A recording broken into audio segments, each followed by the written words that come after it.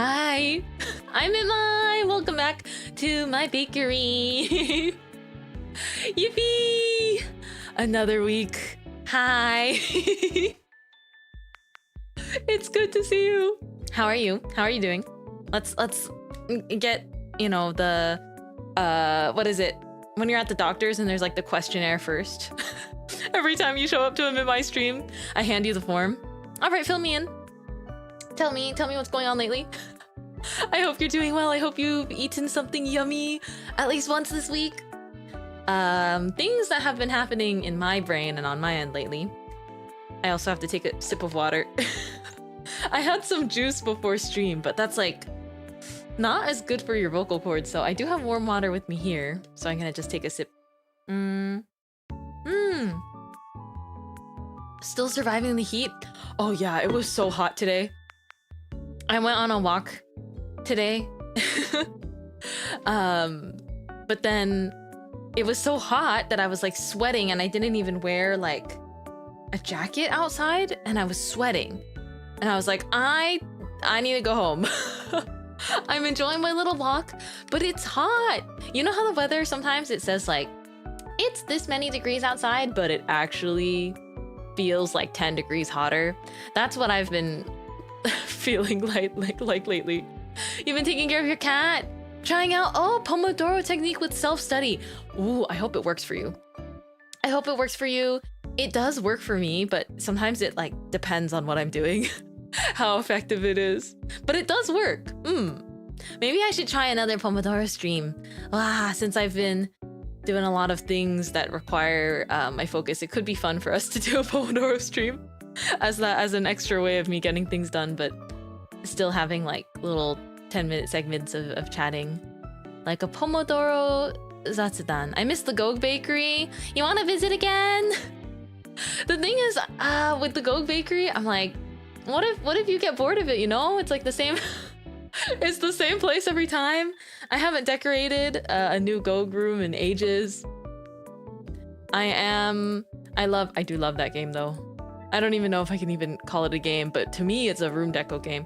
But I kind of want to make a new one, like another Gog room. I want to know. Or I want to just see Flower Friends in another, I guess another, like environment. We're just chilling in the bakery. You're knocking on the door. Wow. I don't know. I also remember, if you remember, I submit or I sent in submissions for the Go contest. I'm curious. I think they announced the results. There are 366 total submissions, by the way. Very, very cool. Wow. I'm just excited. I'm very excited for the things that will come.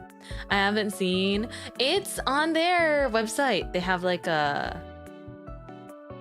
have all of the submissions that were selected. Mine didn't get selected, but that's a-okay. I think though I really like the ones that were selected. So even if we don't get a bread bag, there are some really cute things that I want to wear in the game. So I'm very excited.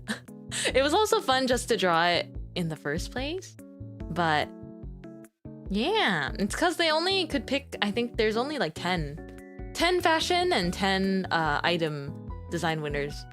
It's so cool though.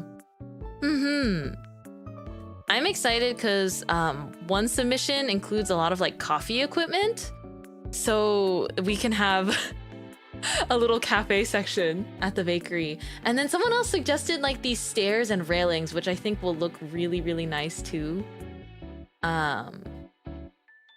There's this super cute one that has like a maid skirt, like a long cafe staff outfit, which I love. Talking about results, Mintmai, your team won art fight. We did! I don't know how the point system works. I kind of did like an attack, and then I personally really enjoyed doing revenges, just like as much as I could, at least, to just thank people for drawing me. But then I realized revenges give you like less points. And I'm like, that's not right. I'm like, no way. Hold on. I wanted to see the results. I feel like it's probably just on their website, right? So cute. I like continue even when art fight's not happening. I feel like it's cool to just look. Oh my gosh, there was even like a last minute art fight attack that I hadn't seen yet. It's so cute. Wait. There was one that was like sent in literally super last minute, and it's like it's traditional artwork actually with 3 characters. But I'm on there. So cute. Final score. Oh my gosh, the points. Wait, isn't that really close? Wow. I believed in team comedy because we're orange. we are orange, so in my opinion, that's a really great color. No reason in particular. I think it's a very nice color. Other things happening in my brain lately, though, have been like I wake up and I think about Fields of Mystria, and then I'm like, oh, I should go do the things I need to do during the day. And my cat made a mess earlier, just like knocked things over, and so I was cleaning that up, and then I was thinking about Fields of Mystria. I'm like doing my little chores, I'm like washing my dishes, and I'm like, I could be cooking, but in Fields of Mystria right now. I made kimchi fried rice, which is very, very tasty. I love my kimchi fried rice, but I like to add in cubes of Spam to my kimchi fried rice. I think it makes it extra tasty. And a fried egg and green onion springs. But I made kimchi fried rice, and while I was cooking, I was like, dang, like it's so hot outside, and now it's so hot in my kitchen because I'm cooking, and I'm like, I could be cooking in Fields of Mystria right now. Like anything I do, I like turn the corner and I'm like, technically I could just open Fields of Mystria and I could just play it. But I kind of like the idea of saving it for stream too, like just like saving everything I do in Fields of Mystria for on stream. I found out that you can get bigger like storage chests, but you have to get the Saturday Market upgrade. And I was just like, oh, I have to get gold bars. I don't even know if I can mine gold in Mystria yet. I don't know if I'm that far in the mines. Like, I think I have to go and grind. Maybe I'll grind the mines offline a little bit so I can get the ceiling scroll, because I'm missing that for the quest to unlock the next leg of the mines. That's where I last left off. I played it lots today. Yummy. Oh, I crave it. I crave it. But I do think we will just play. We can play at least, you know. I think we'll be able to play one time during the upcoming week. So you're telling me I kimchi fried this rice? No, I fried the kimchi and then I added in rice and I fried all of it. But I found these really cool guides, like Fields of Mystria, like chest organization guides. I didn't know that they added so much quality of life stuff. I guess when I was playing it, I didn't want to mess up by pressing some random buttons. But you can actually set like a little sign or like a bubble that pops up above your chest when you walk next to it, so you can organize your items that way, which seems really cool to me. You can label it as like fish or bugs or things like that. Yeah. I wish I could find the guides I found. I just saved the pictures, but then I don't have the credit for who made it, so I don't want to just pull them up on stream. If I can find the link. I might have bookmarked it. Let me see. Oh, I did. Oak Frogs on Twitter made a tips and tricks thread, and I thought that this was really, really cool. So I think you can look at stuff in their whole thread, but the specific tweet I linked is to just kind of a tip of how they organize their storage. And then this section here, which is this tweet, this one talks about like what the actual new buttons in the chest do. Like you can lock chests so that if you're hoarding items for quests, you won't accidentally eat them as crafting or cooking material. Isn't that so awesome? Fields of Mystria is everything that I wanted in a farming sim game, and I have not even played many farming sims. It's just quality of life and like comfiness and art style wise. Fields of Mystria is like a dream come true, and I owe the creators my life probably. Also, did you know the same person that created Pusheen, she also made Fields of Mystria. I mean, Fields of Mystria is a team, but the same person, like she made Pusheen and then she made Fields of Mystria. And I look behind me and I have a shelf with all my bread Pusheens from Flower Friends, and I'm like, well, fork found in kitchen, I guess. The fact that I like Fields of Mystria so much. Fork found in kitchen. I have been bookmarking so much Fields of Mystria, like home deco inspiration as well, because I want to decorate my farm exterior and also my interior without making it too cluttered.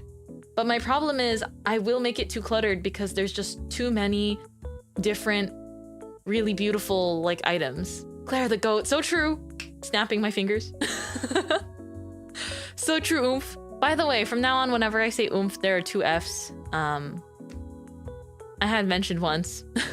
It just came to me in a strange epiphany. I just thought of it all of a sudden, where I was like, wait, isn't oomph just like usually one of my friends or one of my followers, however people want to use it? But I was like, one of my flower friends, that's oomph.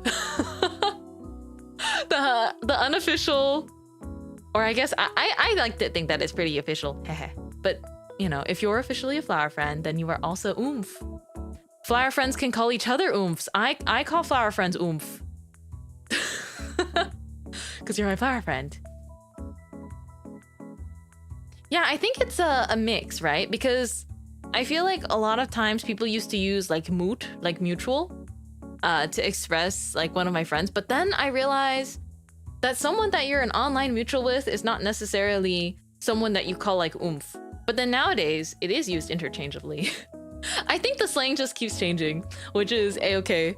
I get used to it with a bit of time. But like a lot of times people called each other moot because it's like, oh, I don't know you super well, but like I'm following you and you're following me and we're just chilling and liking each other's pictures on twitter.com. Oomph can also be one of my followers too. I think it's just context. It's a fun acronym. But yeah, I think we'll have to play Fields of Mystria this week. I'm going to, I guess I'll definitely just pick a day where I feel like it will be rewarding myself. I want to reward myself for the offline work that I do by playing like 5 hours of Fields of Mystria. Isn't that awesome? I also have seen Fields of Mystria mods, but I'm doing everything that I personally can. Everything I personally can to avoid the temptation of mods, because yes, mods add so many cute things and like fashion and whatnot, but I don't know why. I just really like playing vanilla Fields of Mystria. I want to do as much as I can just playing vanilla so I don't have to worry about like adding mods and updating them. Mostly just because that's how I roll. Yeah. The what mod? Wait, make Valen look older mod? Like the doctor, right? Wait, I want to see it. I want to see it. Older Valen at Fields of Mystria. Oh, I see it. I understand. I understand. I fully understand. They gave her wrinkles, drools. Okay, I understand. You're like me for real. They gave her like the perfect little like scrunching eyebrow crease and like a little bit of a line for like an eye bag and a smile line. Wait. Oh my gosh. Hot older woman moment. She looks really good. I feel like it with her personality. With her personality, this is really something. You know, I didn't want to get any spoilers for Fields of Mystria, but I did accidentally see that some people want more, I guess this is not a full spoiler because I didn't see their character sprites, but I just saw like just text tweets of people really wanting to be able to date the Saturday market vendors. And I don't even, like, I haven't met the new Saturday market vendors yet, but I agree. Because, like, look at Darcy, that's oomph. That's actually oomph. I see Darcy and I'm like, you're so beautiful, but also you kind of look like me, so is that weird? Is that weird? But, like, also I think that you're, like, really sweet and cute, you know? And I also really like, oh my gosh, I just looked up the farmers market vendors. I'm like, oh my gosh, I really like all of them. Nothing against our fashion vendor, but I really like all the women of the Saturday market. Darcy and Stillwell. Oh, ouch. Stillwell is the one I was hearing about, but I haven't seen Stillwell with my eyeballs yet, so I think I want to wait and just be surprised in game. So thankfully, I've been avoiding spoilers. I mostly get Fields of Mystria stuff on my alt now. I let it take over my feed a little bit more.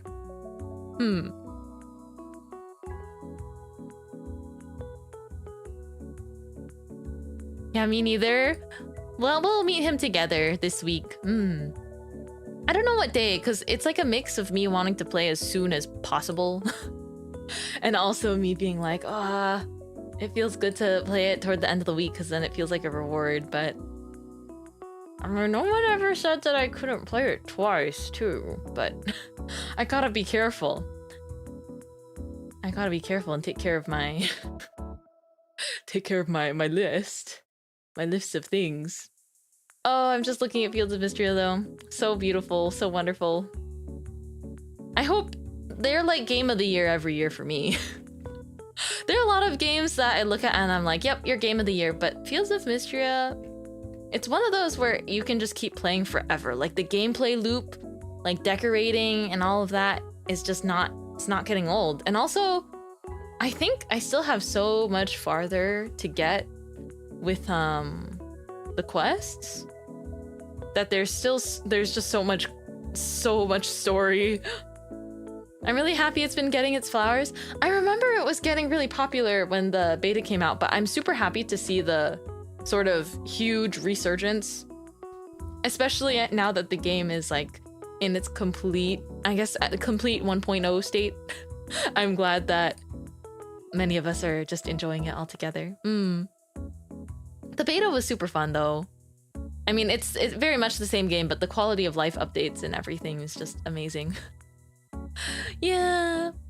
But for what we're doing today, we are drawing because, you know, I can't help but want to do a little bit of art every week. And I thought since I went to touch some sand a short while back, I took some really cute pictures. And so I thought that we could draw on top of them today. I had this idea of like drawing aesthetic Mintmai summer at the beach kind of drawing. Although the day I went to the beach, despite it being so hot, the day that I got to go to a beach, it happened to be kind of overcast. So the photo is not super, it's not very sunny, but I kind of think it'll be a fun lighting challenge for me. So I want to see what it's gonna look like. I'm gonna make sure my Clip Studio file is set up.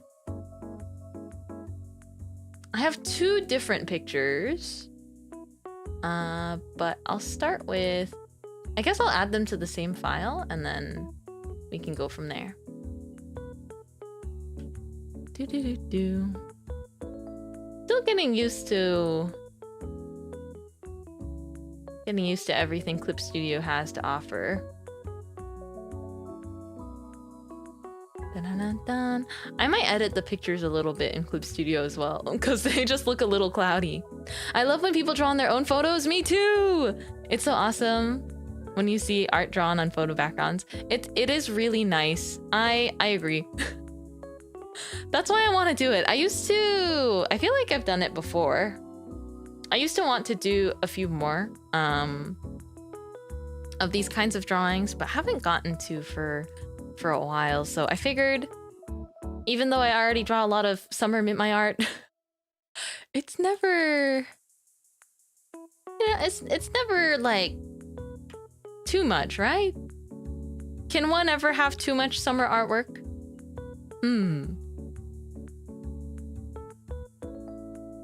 I don't think so. Okay, I'm gonna go ahead and save the Clip Studio file, and then I gotta change. I have to remember to change the squinting. I have to remember to change the color profile. Okay, let's head over to the next screen. I will show you the picture I took over here, or the pictures I managed to catch. Alrighty.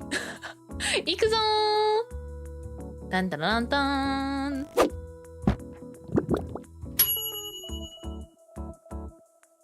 Not bad, eh?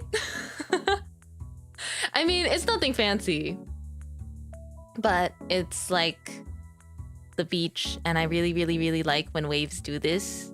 Kind of nice. Like, look at that sea foam. Isn't that pretty? So I kind of wanted to draw myself standing somewhere around here. And then I was not sure exactly what order I wanted to do this in. Oh. Windows is having a moment. Okay, everything's fine. Sometimes when my mouse lags or my computer lags, it does this little beeping sound, but it's very recent. I'm not sure why that's happening. I probably have to check it out. But Windows updated for me like twice in the last week, and I was like, why? Why are you doing that? This is the other photo I got. Isn't it nice? Look at how awesome that water looks. They're not very high resolution, but I think it'll be okay. It looks like a kid dragged some stick through the sand here, which might have been exactly what happened. But it's kind of nice. Oh, I just realized there are footprints here. Not mine, for the record, but there are footprints. So I could pretend they were mine.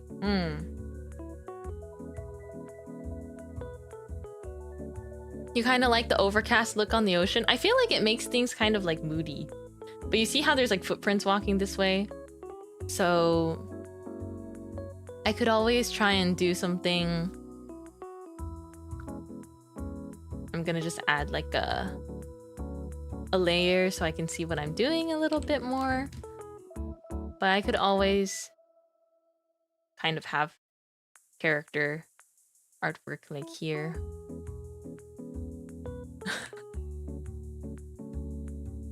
Paw prints on the sand. Flower friend was there.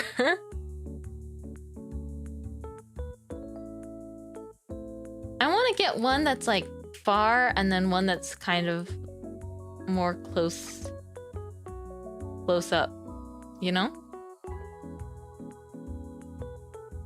That's my idea, but maybe that's a bit ambitious for one day. Especially when I draw so much slower on my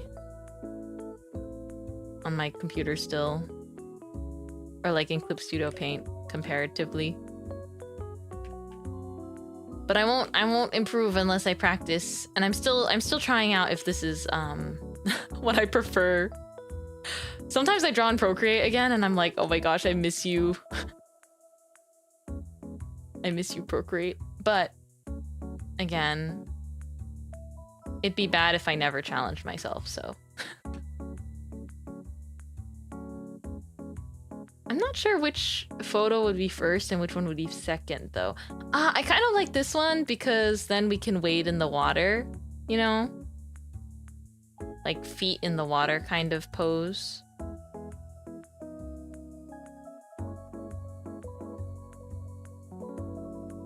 I'm doing just like really loose sketching right now, but I said loose sketching and then proceeded to make it clean. Funny how the psychology... Funny how as soon as I said loose sketching out loud, I like forced myself to make it cleaner. That's so funny. Okay, I guess we're doing a kind of clean sketch right now.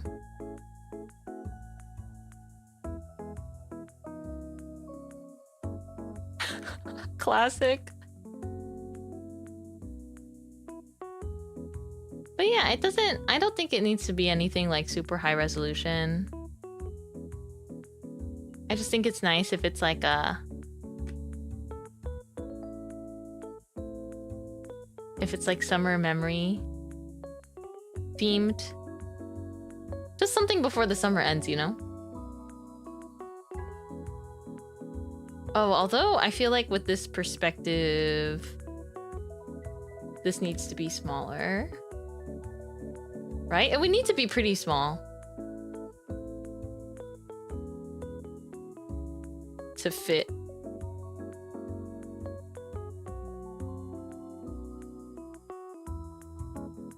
Yeah, co-drawing! Let's draw it together!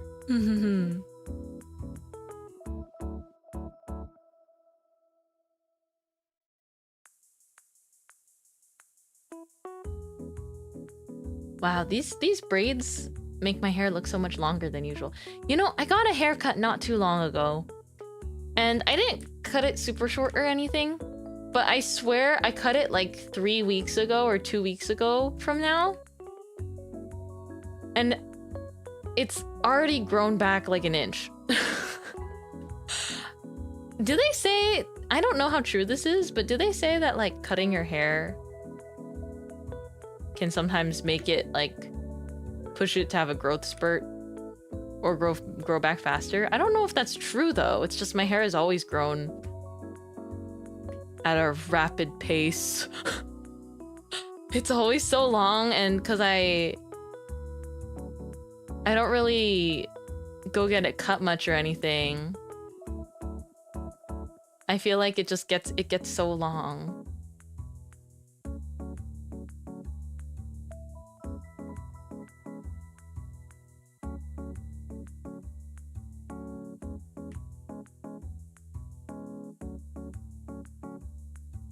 Ah, haircut, healthier hair, hair grows faster. Oh, that makes sense, because the ends of my hair get kind of crunchy.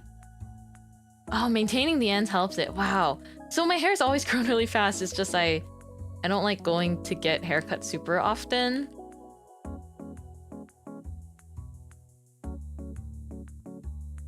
But this time I did, and I was like, awesome. I feel so much like I feel refreshed for summer.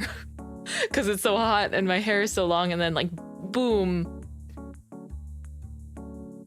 hair is like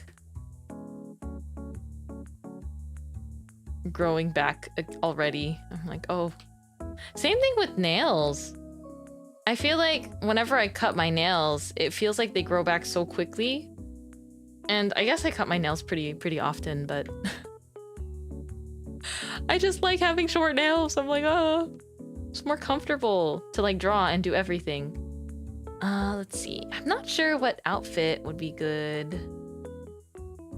It's kind of overcast, so...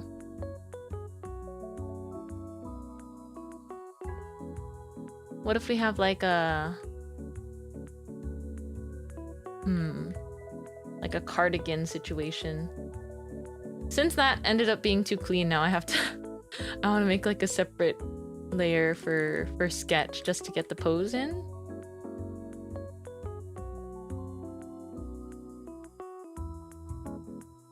I want to be like holding up my skirt or something like that a little bit since we're in the water.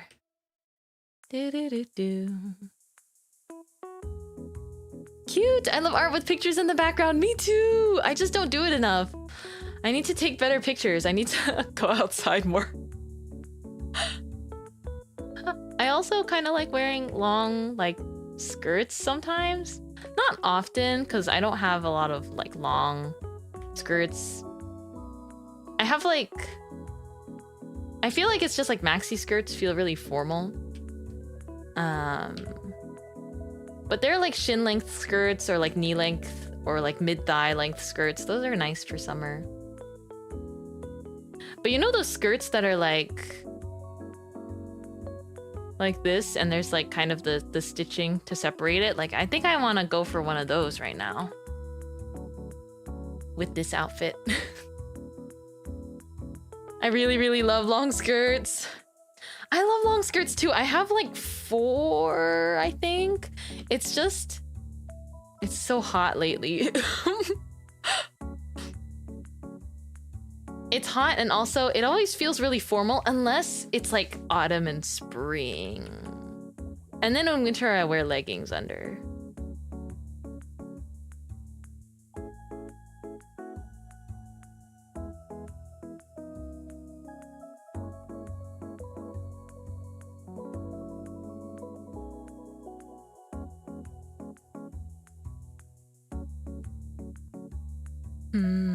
Let's see, if it's a little bit overcast.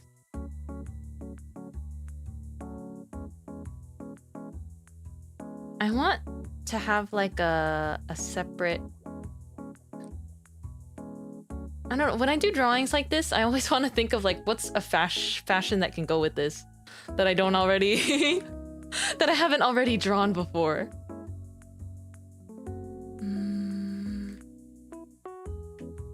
Like, what if something off the shoulder? Or what if...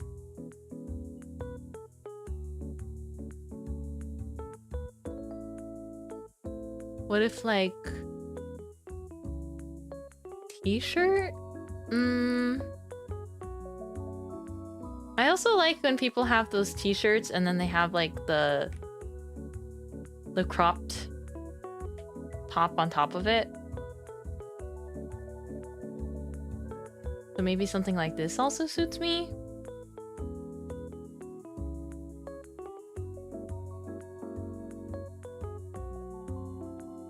Ooh, I kind of like that. For the weather and everything. And then maybe I'll keep a beret on. I don't know what art style we're doing this in today. We're going for it. That's the art style. Oh, I think I accidentally moved my... I moved my layer. My kind of wash over layer. It's like, it's a pretty overcast picture, but I don't feel like editing the colors too much, just because there is charm to an overcast beach. Her eyes are kind of heart-shaped right now. I'm enamored. I don't know why. When I sketch or draw a lot of the time, I just like to just do that instead of an eye highlight. At least these days. I used to maybe do something like this and then draw in the eye highlight. Or do something like this and then erase in a highlight. But what comes most naturally to me is I draw the lash line, whatever shape it is, and then it's like I'll do it without much pen pressure. I do like a vertical squiggle where I avoid where I think the highlight goes. I don't know why. I think it looks nice. And then if I want to clean it up after, I like clean it up. But I do think that just kind of defines my style, like the more spontaneousness of the lines and the shape. Yeah, this sounds really nice though for like a cleaner art style. Although I guess I've never really commit to a specific way. I want to see legs.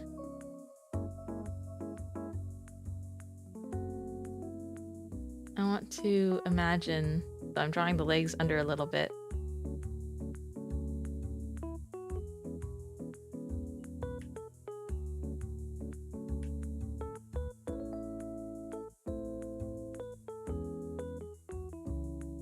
So it'd be like this. Oh, that's kind of cute. Although there's a tangent here. Bah. Wrong answer buzzer. What did they say? Very loud, incorrect buzzer. I love when people say that. It's so silly.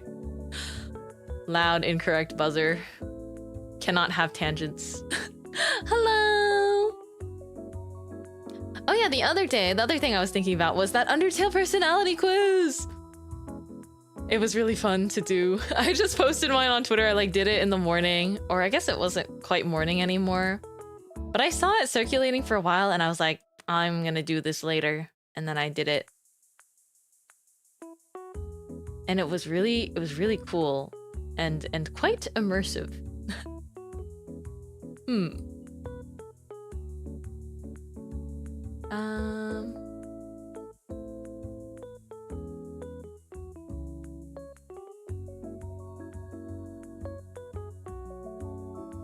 Let me think. Flower friend.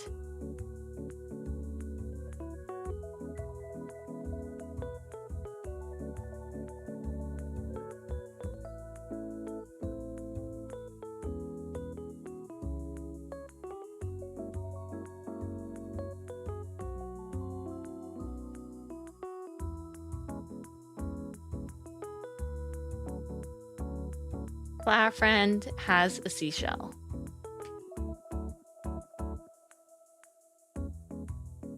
So stinking cute.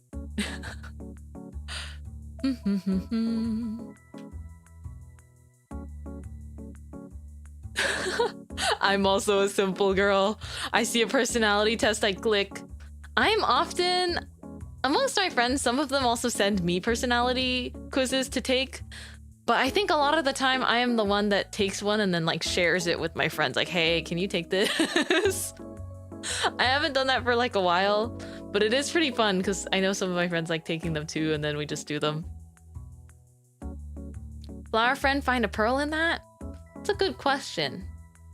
Something only the flower friend knows right now. Maybe they're hiding a secret.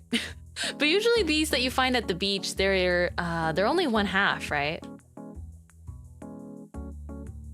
Of the actual shell size, or the clam.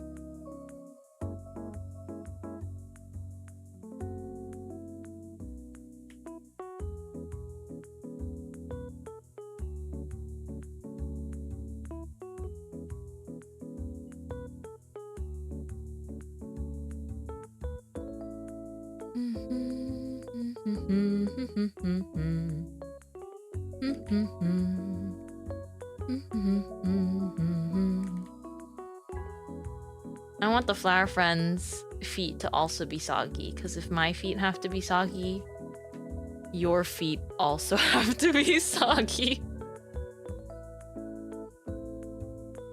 Flower friend is not to scale. Flower friend, hold on, let me see. Flower friend is more to scale this way. This is so cute! I know I'm just sketching it, but I feel like it's so cute. Oh my gosh. I want to make the shape of this like skirt a little bit nicer. Like have it do the proper like drapery.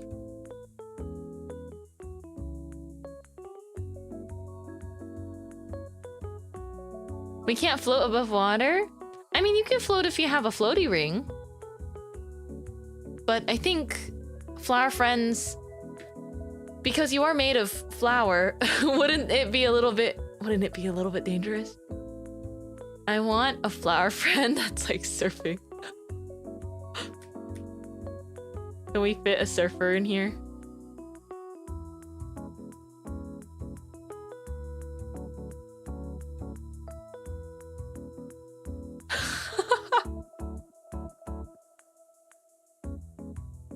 What is it that surfers say? Hang 10? Is that what they say? Or is that like really old now? I don't know any surfers.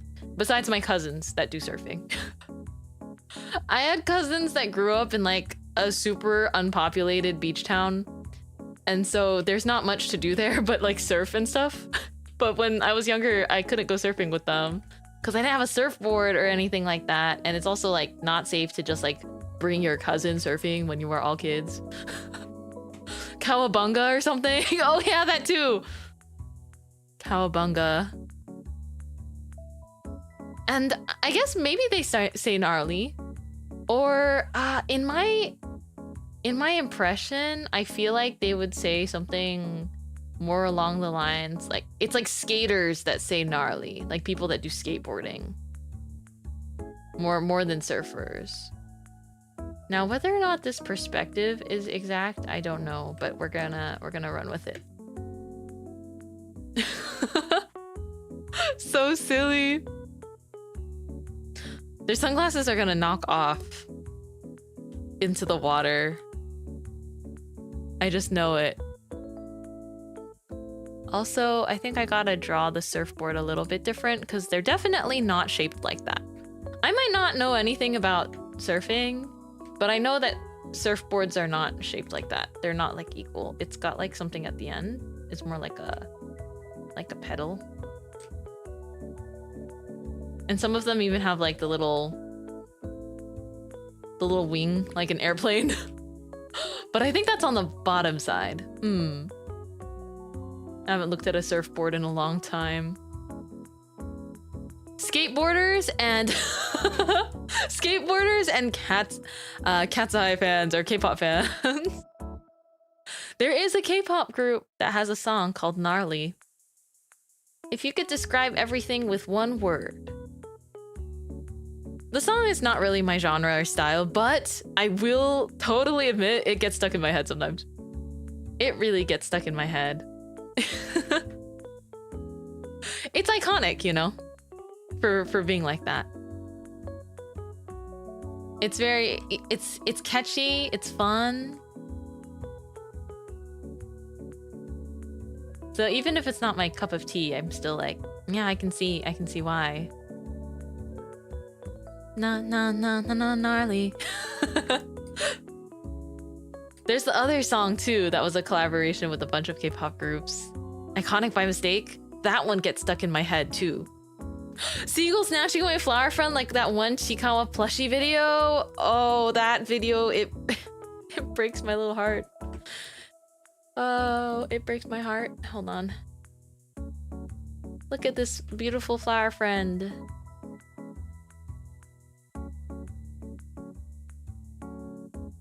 I don't know how to draw birds. Okay, correction. I don't know how to draw birds without the proper reference. No, flower friend! Look out!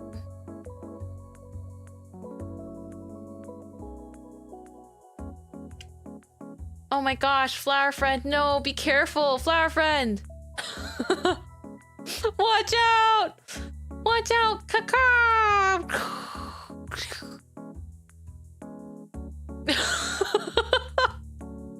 Oh no! Oh, it's terrible! Oh my gosh. Tragedy has befallen. Look, they didn't even notice. They didn't even notice. Little flower friend. It's okay. We'll remember you. But then in like Looney Tunes cartoon style, the eagle comes back. Just drops him off. No, and then flies away.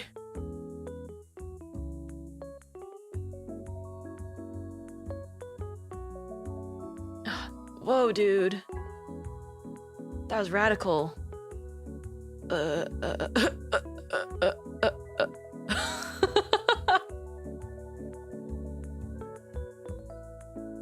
Don't you love when you just hang out and draw together, but then it just turns into like stick figure RP? Yeah, awesome. I'm gonna name this layer Eagle.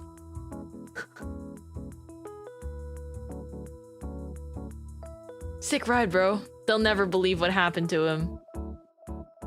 They never saw it coming.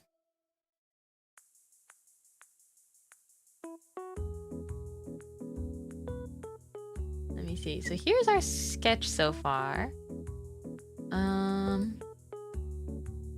feel like this one, I want to duplicate it, and then so I can also merge it with the sketch layer. Okay, not bad. I think I want to start with the sketch and then do the clean later. So let's try doing one of the other beach before I continue. Oh, every magma session! Oh my gosh. Like Arctic bone animations. Oh, that too. Oh, keep accidentally turning on the ruler. Ruler of my heart. Ruler of my heart. My savior. Make me your god, I can give you everything. Dun, dun, dun, na, na. I like Alien stage songs. I couldn't tell you which one's my favorite though. Although I like Ruler of My Heart. But oh my clematis is like Yuri, so my clematis. I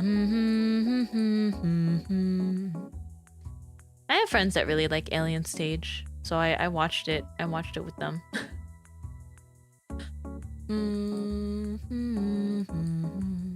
Aren't they doing like a new thing now, like called Zombie Stage?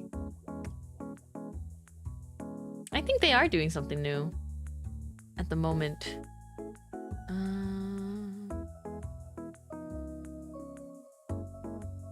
Okay, so this is.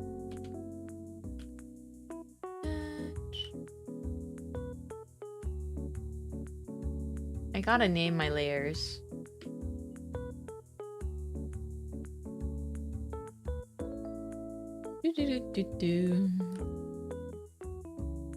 And then this one's just my fill layer. Okay, awesome.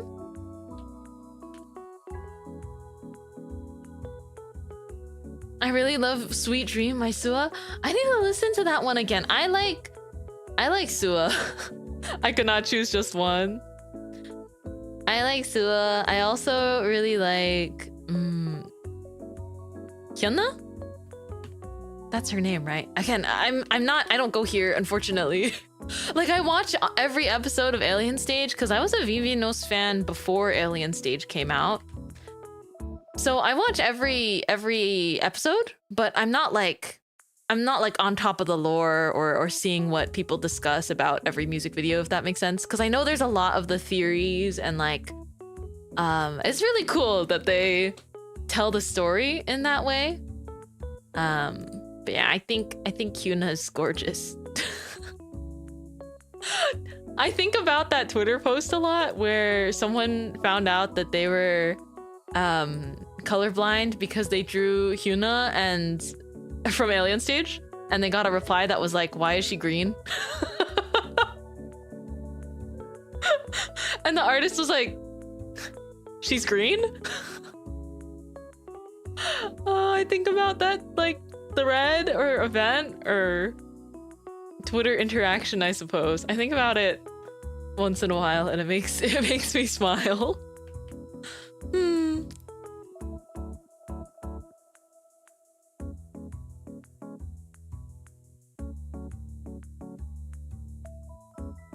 Man, I really like this pen. It's so nice. Now, if only I could get better at using it. Ah! Wait a second. I didn't mean to close the program. We're good. We're good. My work is saved. I just minimized it. I'm trying to find my little preview. Oh, here it is. Here's my navigator. Yeah. In Clip Studio, you can't see it, I think. But in Clip Studio, there's like this little spot where you can like rotate and whatnot. Huge egg! Huge looming egg in the distance. Hey, who are you calling an egg? Am I hard-boiled?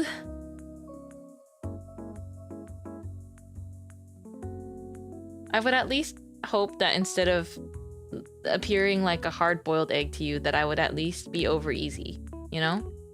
That's my favorite way to eat eggs at breakfast spots, by the way. You ever see like at a brunch place, because I love brunch, but if you ever see a brunch place have the option of like 2 eggs in any style, it's like just ask for over easy. Oh, just kidding. No, poached. I don't. Clearly, I don't go here very often. Not over easy, poached. I like poached eggs the most. That's what's on an egg Benedict, right? Just to clarify and to make sure that I'm not just making things up. Pretty sure poached eggs are the ones I'm thinking of. Yeah. Oh, okay. I lied then. I like my eggs poached. Not over easy. I think over easy is the ones where it's like sunny side up, except they also flip it. Yeah. Sunny side up will never let me down. That's true. I would say a sunny side up egg with like no hard yolk. Like I need the yolk to be so runny. Sunny side up egg is not gonna do you any wrong. That's what I had on my kimchi fried rice. It's the best way to enjoy that.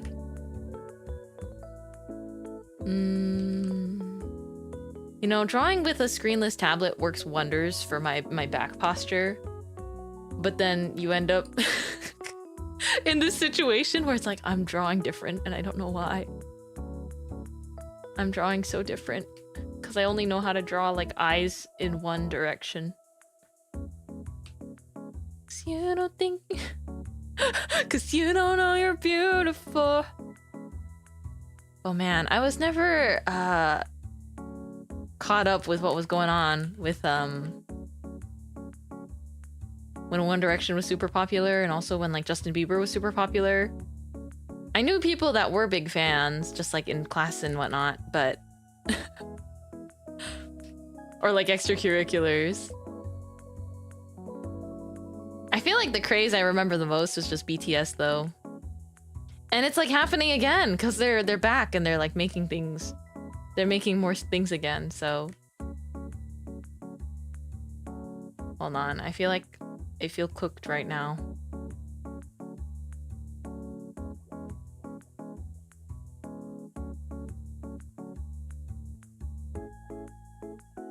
How do I want these eyeballs to look? Mintmai, make up your mind.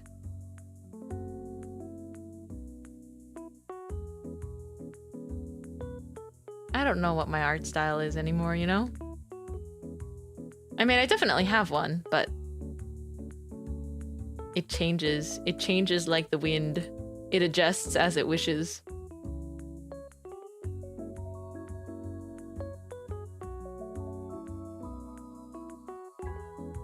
I'm just gonna tilt my head and hope that it makes me draw better. You ever just like, and then you start drawing better? Yeah?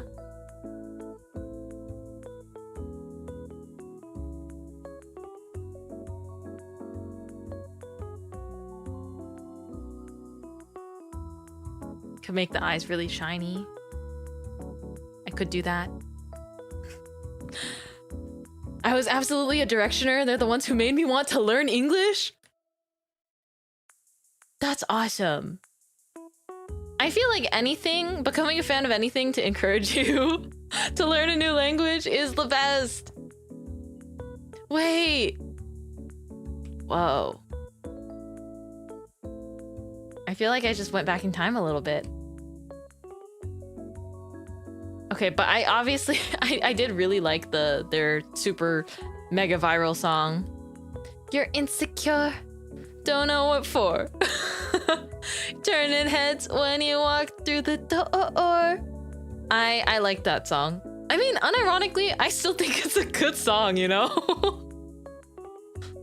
People can think it's corny or whatnot, but I feel the same way about Call Me Maybe. Like, I like Call Me Maybe. And I never stopped liking Call Me Maybe, even when it was overplayed. Like, I think if a song is good, then it's just fun to listen to. Like,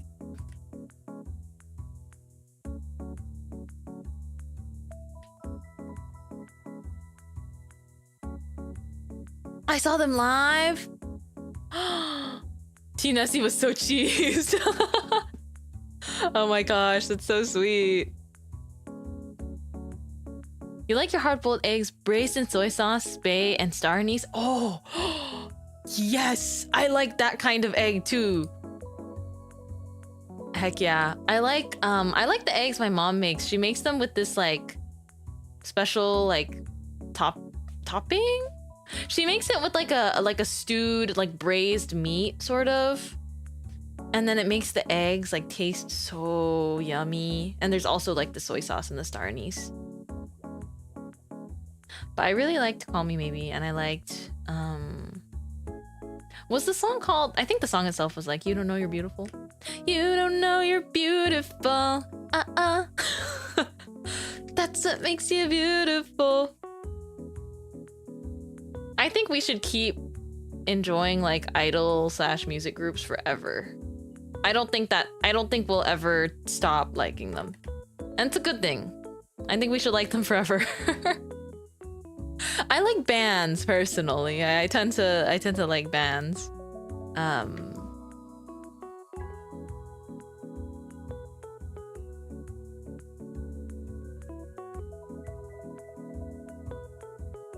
Let me make sure I'm wearing like the same outfit. Okay.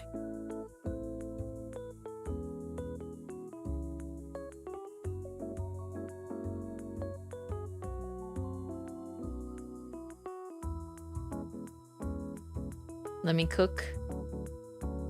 I might keep the drawings pretty rough today and just focus on like getting atmosphere and color in there. Can we offer music recs to Mintmai? Yes, you can. Thank you for asking. Since we're on the topic of music, give me music recommendations. I listen as like a heads up for where we're starting, I guess, genre-wise. I listen to like everything. I will listen to pretty much everything. It just really depends on my mood. Like I will listen to fast and pitchy Vocaloid. I will listen to bossa nova with like soft romantic lyrics. I will listen to music with no lyrics. In fact, just the other day, by the other day, I mean last night, I was listening to big band, which is just like a genre, but it's kind of like I don't think this is considered like big band music, but it's kind of like I love you, baby, but no lyrics. Da-na, da-na, da-na, da-na. Like, I'm not good at recognizing what a genre of music is just based off of listening to it. I just love music, period. And I love brass and I love jazz. Da-na, da-na, na. I love you, baby. It's a sub-genre of jazz. Ooh, yes, big band. I like big band. I really do. Jazz is super timeless. I mean, music in general is timeless, but sometimes I listen to like music from when I was much younger, like the popular music, and I'm like, music is timeless, but this definitely suddenly teleports me back to like the elementary school. Like, did you have? I'm not sure if everyone had. It's like when school hosts like a sort of field day where there's like mini games and things. I think a lot of elementary schools, at least that I knew, did that. Yeah, and they had different names though. It was like just kind of some like field day, like a fun event. Big band is awesome. Yeah. I know. I'm sure your music playlists are elite, Ruby Redcore. You had spring dance. Yeah, we had to like learn dances for like spring. Oh my gosh, I remember having to do that like duck dance. Like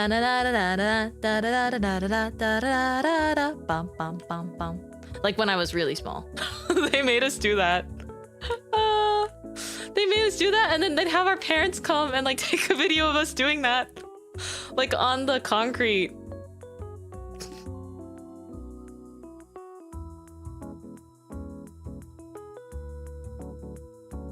But it was fun. But I just remember the music that they played for those events out loud. it would be like such specific music to that era, like specifically pop music of that time. And so whenever I listen to any of those songs, I'm like, wow, I'm in elementary school again.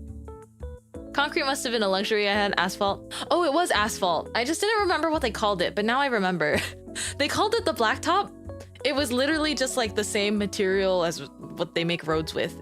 Not sidewalk concrete. It's just straight up asphalt. I think the school hallways were like more like a sidewalk concrete texture, but if I think really hard, it was called the blacktop because the asphalt was just, you know, that was the color of the asphalt. There's a duck dance version that's not French. Just blew my mind. It's French? You're blowing my mind because I didn't know that they had it in French or in France. I was not aware of this.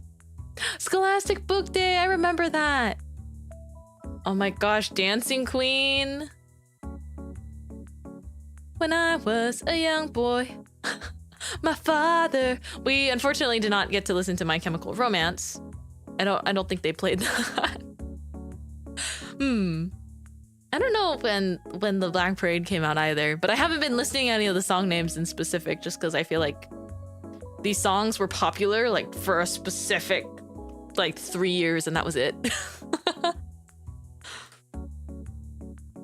La Danse des Canards. Oh my gosh. Wait, what's the original? What's the origin? What? It's Swiss?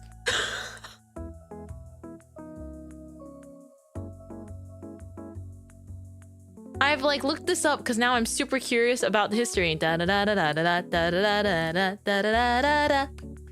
And then you clap your hands.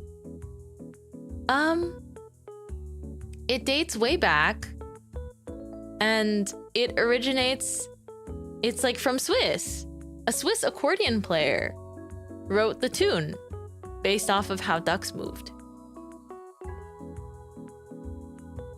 And that was from... That was from this website that looks credible enough. They seem to just have blogs about culture and history. Wow, yeah, it was a Swiss musician. I don't know, it's like when you're young, right? You don't question where things come from. For the most part. You know? You don't really think about that. Like it just doesn't cross your mind. Ooh, I want to give myself quickly back to the art. I want to give myself like shell earrings. I really like the shells that look like chocolate cornet. You know what I mean? That in my sketch it doesn't look like as much of a shell, but you know, the shells that go like this. And I always think they look like chocolate cornets because I'm a little bit red-pilled.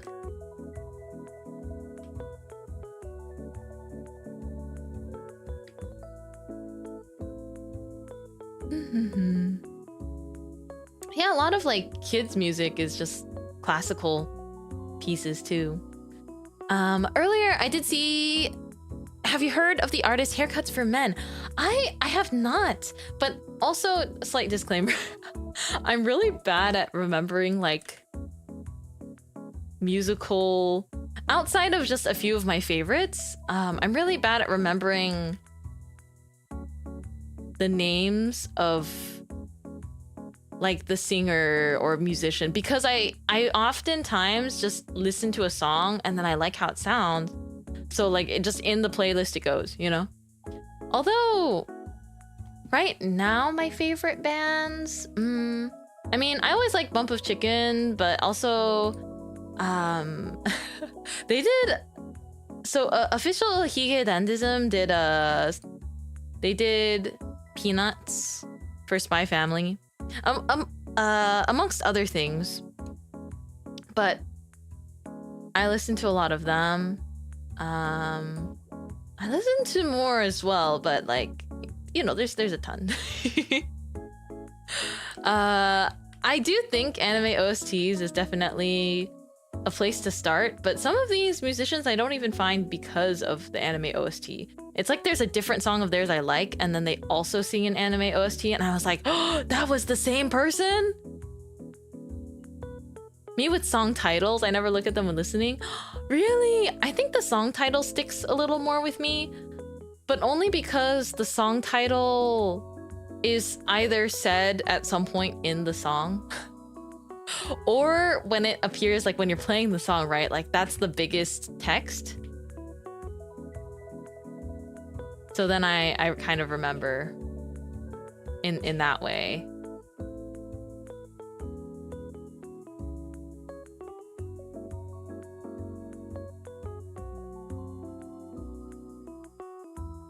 I also like Burnout Syndromes. I really like Mrs. Green Apple. Mrs. Green Apple is they're like the top charting musician in Japan. Although I feel like I don't see them talked about as much like in Western spheres that like and enjoy music from Japan, but I could also just not be seeing it. It's like everyone I feel like that is like, oh, I know J-pop, like knows like YOASOBI, for example, or like I'm trying to think of another example. Like Fujikaze, right? Kenshi Yonezu, Hikaru Utada. Like I think those are pretty household names for people that listen to a lot of music from Japan. But Mrs. Green Apple, like they're topping the charts, like the top 10 songs or something are all I saw like a list of the top charting songs and I was like, oh my gosh, it's all Mrs. Green Apple. Like one after another, but they deserve it.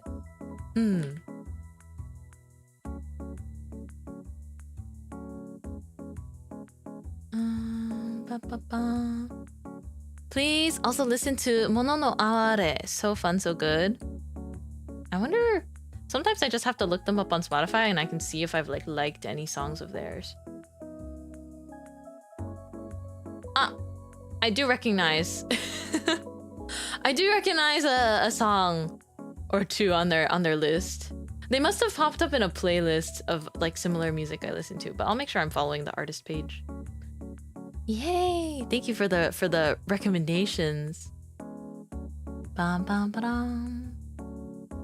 I only grow curious when it's a voice that seems familiar. Oh, I see. Because otherwise, oftentimes music is like, it's so good, but you don't, unless you're like really a music person, like super specifically paying attention to the music first and foremost. A lot of people, it's like you listen to music while doing something else. You listen to music while you drive, you listen to music while you work.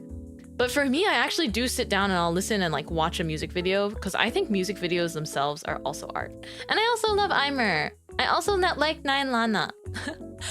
This song is not by Nine Lana. I think oftentimes it gets confused for being by, or I think it's like Nine Lana has a really popular cover of a song, and I really do love. I do love it. It's called Propose,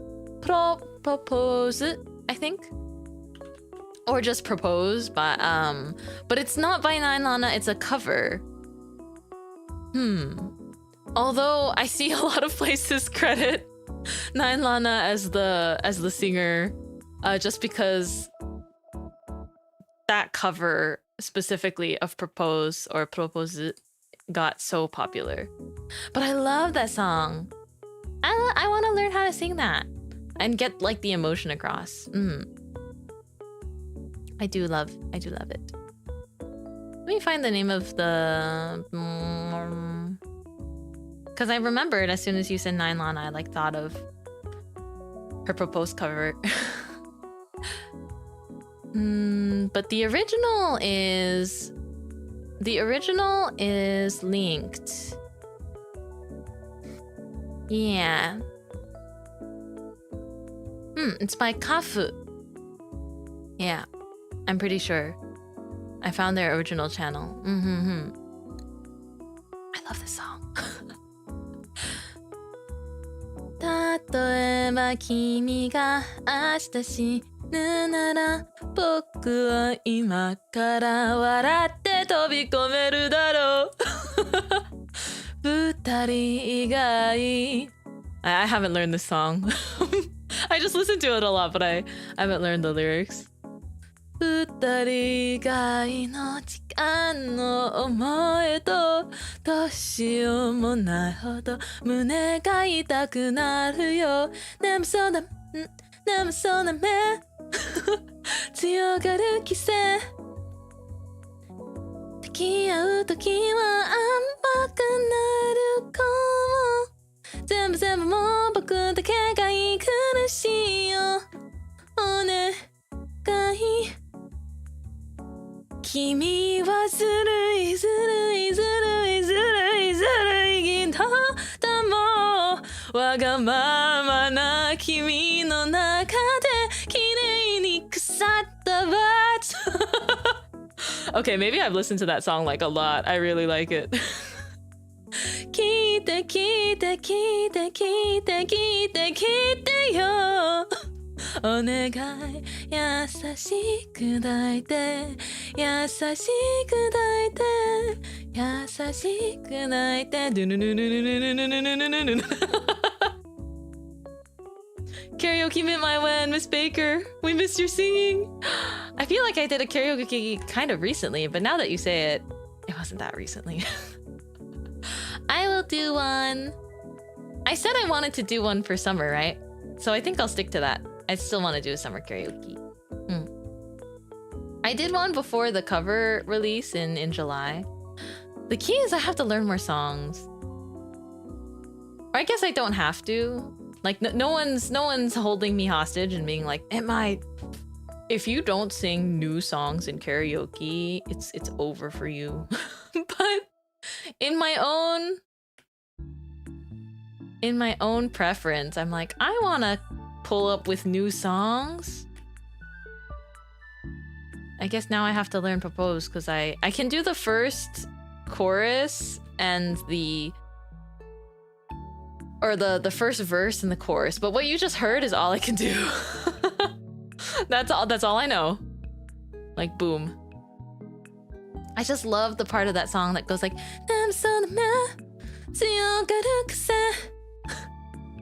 It's really high though. And I also want to practice like growling for certain songs. I think about Sugi's cover of Love It sometimes.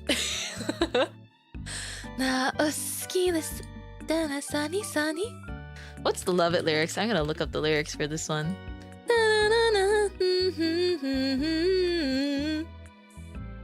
I don't think I could sing Love It well, but it could be a really fun challenge.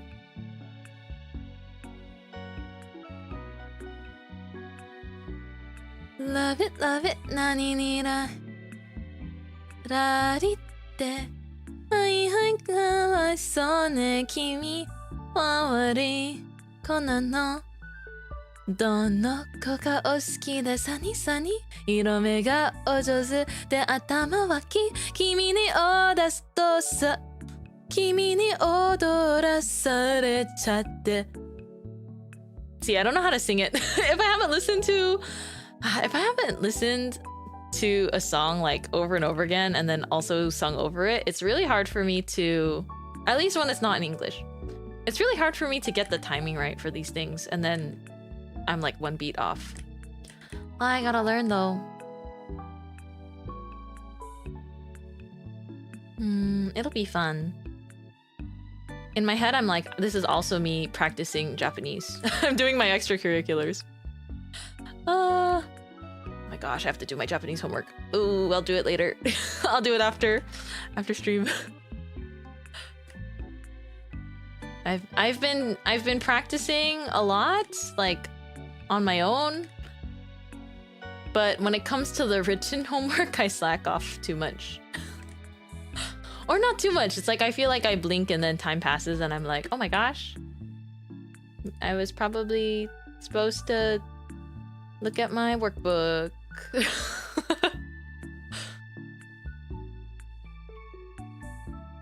Growling Mintmai Tasukaru.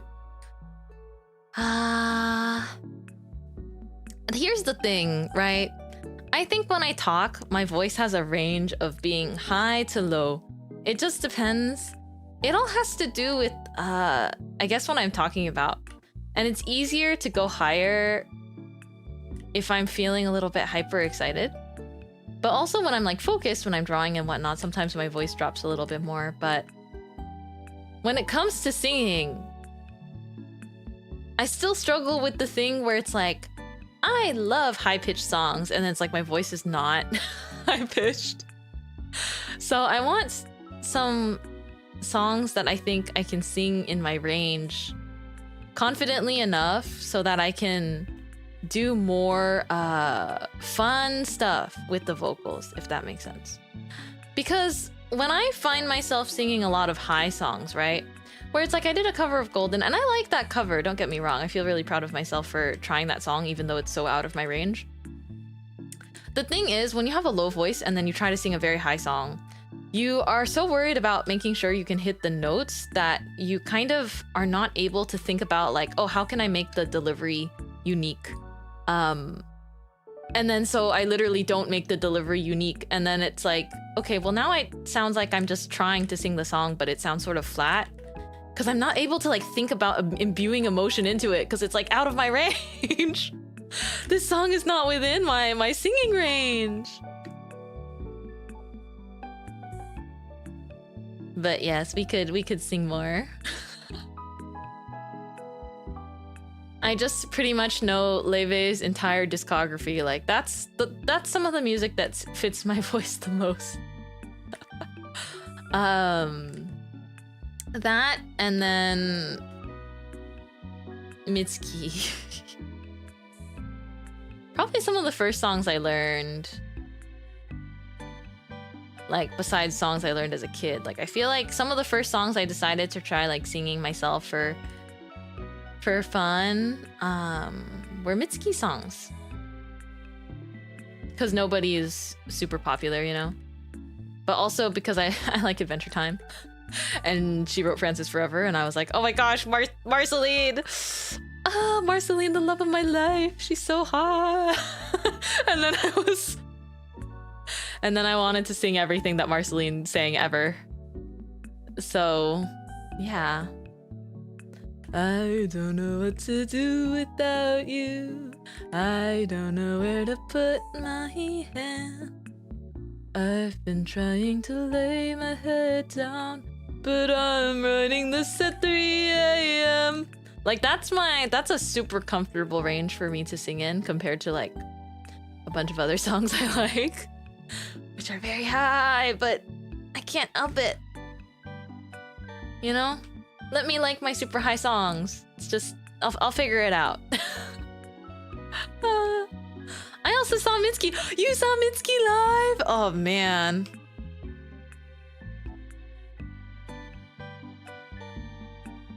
I don't need the world to see that I've been the best I can be. Man, so good. I think, okay, maybe I lied about Mitsuki being the first songs I learned, because it was definitely like Adventure Time and Steven Universe at the same time. Those were the first songs I probably like just sang to myself sometimes, outside of, again, when I was much younger, but but I'm writing this at 3 a.m. I don't need the world to see that I've been the best I can be, but I don't need think I could stand to be where you don't see me. I'm like looking at my own hand for reference right now, and we're really cooking, or we might be cooked. But why is my thumb so long? When I look at my own hands for reference, sometimes it's like I'm posing them, but I'm like, dude, my thumb is so much longer than I just drew that. Let's do the actual hand sketch on a different layer. Dude, my thumb is like so long. What? I just want to get like a nicer, more natural like waving pose without having the fingers stuck in the middle. You know? My Japanese teacher told me that my fingers were really long the other day when we were talking, because I talk with my hands sometimes, right? Like I gesture. And she was like, wow, your hands are really long. And I was like, or she mentioned my fingers were really long, but like in Japanese. But she also like used her hands to like, you know, point and symbolize what she meant, because I'm still a beginner learner. But she was like, nagai. And I was like, ah. I mean, you're not wrong, but I hadn't really thought about that too much. Okay, there we go. Awesome. Looking at your own hand for reference is life-saving. Saves lives.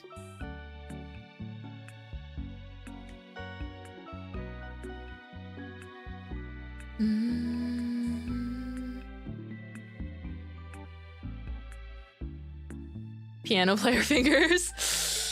I can stretch an octave. I cannot stretch more. I think I can do an octave and then maybe one key more. But I played piano for 2 years and then I quit because I couldn't take it. I mean, like, do I wish I knew how to play a piano now? Maybe, you know, maybe it's one of those things where it's like, yeah, my parents were right trying to get me into that. But it was awful. Like, I had piano lessons like every Tuesday. And I remember me and my family, we went on a vacation once because it was spring break and I was very excited. And we, you know, took a plane to go to our vacation destination. And then because of traffic and, you know, my dad being like, no, we'll get there on time. It's a good memory though.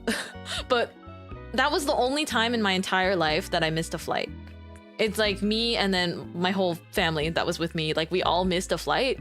But I was excited about missing the flight. Actually, although it's like they took our suitcases, so our suitcases were gone, but I was kind of excited about missing the flight because not only we had to go to the store and I got to get new clothes, like out of necessity. I got like a dress, like a one piece, and picked out like some socks and other necessities. And I was like, wow, this is so fun. And like my parents are stressing in the meantime. And I'm like, this is so awesome. But the real reason that I was really excited about missing the flight was it made it so I wouldn't, like, for them to book us the next flight back, I had to not only miss a day of school, I also had to miss piano class because my piano classes were on Tuesdays.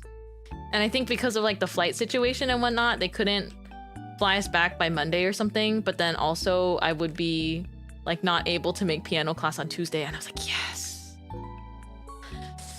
Yes. Now it's to no fault of my piano instructors ever. It's like, I'm sure they tried their best with me. I just was like really not interested. Like I didn't have fun playing the piano. I think that's the problem, you know? If you're gonna be into music, like you gotta pick an instrument you love. But then, you know, later I became a flautist for my middle school band. And I was a flautist for like, I want to say 4 years. Because I started the year before middle school because my mom was like, I'm so scared that you're not going to be able to make any friends in middle school. Valid concern of hers. But she was like, you don't talk to anyone besides the one person that you know in elementary school. And she's like, there's gonna be so many new people. So to socialize, she like made me take band. Funny enough, being in band also had me meet my close friend who actually, like I got, I think she's one of my IRLs that I like still hang out with to this day actually, but we met in middle school and sat next to each other. And I think that like for band, and I think that that's really sweet. But she's actually one of the people that like, You know, I already liked anime and manga a bit from when I was really young, but like we liked anime and manga together. Like she was not the one that made me watch Ouran High School Host Club, but she did make me read Kaichou wa Maid-sama. She's an Usui girly. I'm like, we can agree to disagree, but I like the main girl, so I'm gonna keep reading this. I'm sorry, I'm a little bit of an Usui hater. If you like him though, more power to you. He's all yours. If you like Usui, all yours, all yours. If you had to have me pick, I prefer Tamaki from Ouran High School Host Club, but even then I don't think I love Tamaki as far as the, like, he's great with Hikaru as a romantic 2D candidate for me. Nah. I don't do the princely type well, you know? I think the reason why Tamaki kind of gets away with it though is because he has Gap Moe. And Usui kind of does too, but I think like the possessiveness makes me go like, ugh. But I totally get why that's attractive to other people though, you know? Oh, but I can say that like the fireworks scene in... If you know, you know. If you don't know, go ahead and read Kaichou wa Maid-sama. It's a very fun shoujo manga. The fireworks scene probably altered my middle school brain chemistry. The fireworks scene like altered, like absolutely transformed, altered, wired my brain some way, shape, or form, okay? That was definitive for me. And specifically in the manga, because I've never watched the anime. Yeah, the fireworks scene, I was like, at the edge of my seat, I was like, oh my gosh, love is real. I was like, whoa. Yeah. There are quite a few manga that like did that for me. Or like had scenes in them where I was like holding my breath basically. I don't have the title of this exact manga, but I remember that there was one where I just really liked the confession scene. Like the confession scene was a girl confessing to a guy like boldly. And I was like, that's awesome. I just thought she was so cool, you know?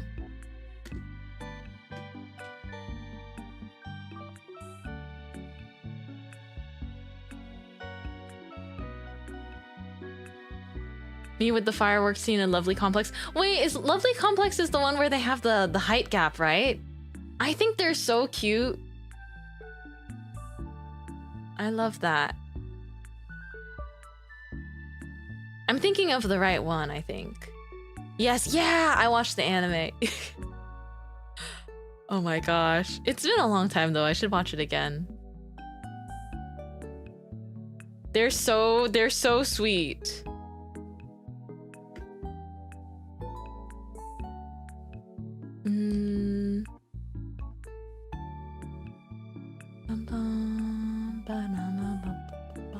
I'm waiting for season 2 of Ramparts of Ice. I'm kind of at the edge of my seat with how season 1 ended, because like I really like Yota as a character. Sitting at the edge of my seat. But there's you and I are polar opposites, which I'm not even fully caught up on. So. The manga's so lovely. Oh, you usually get bored when the main couple gets together. That's true, because I think a lot of times stories, they only think about like they only build all the tension, right? And like the interesting plot points, which is before they get together, which like is like, oh man. Especially when it's like, oh, before they get together, there's all this tension, but then after they're together, the only form of conflict that tends to be the easiest to add is like misunderstandings. And I'm like, I don't like the misunderstanding trope. I have such a hard time like sitting through it.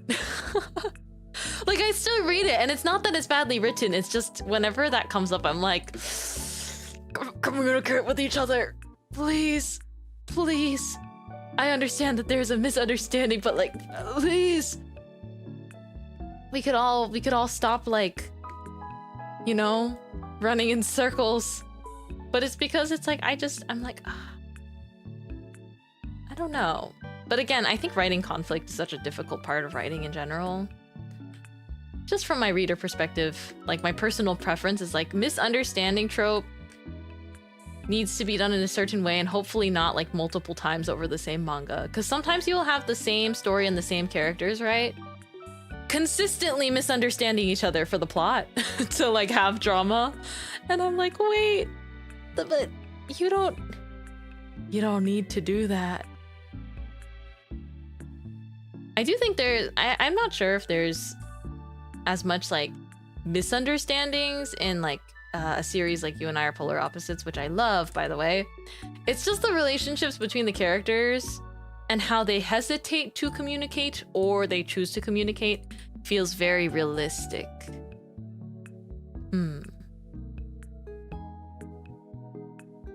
Oh, I don't think I read that series. Gamers? But the manga's so lovely.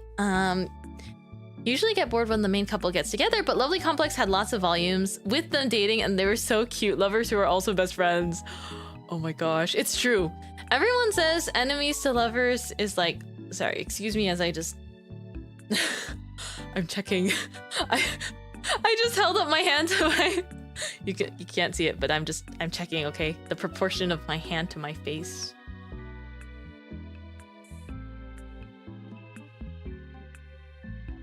The entire plot of Gamers is just misunderstandings. Wait, I want to look this up. Do I know this series? Gamers comic.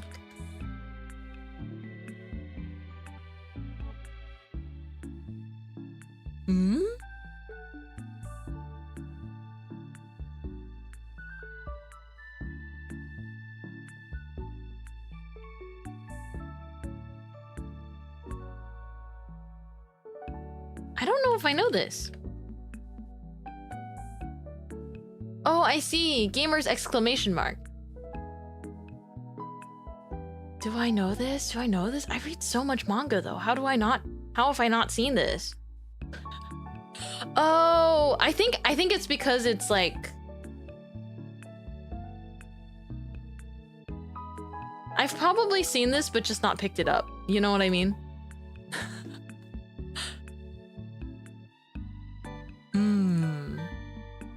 Interesting.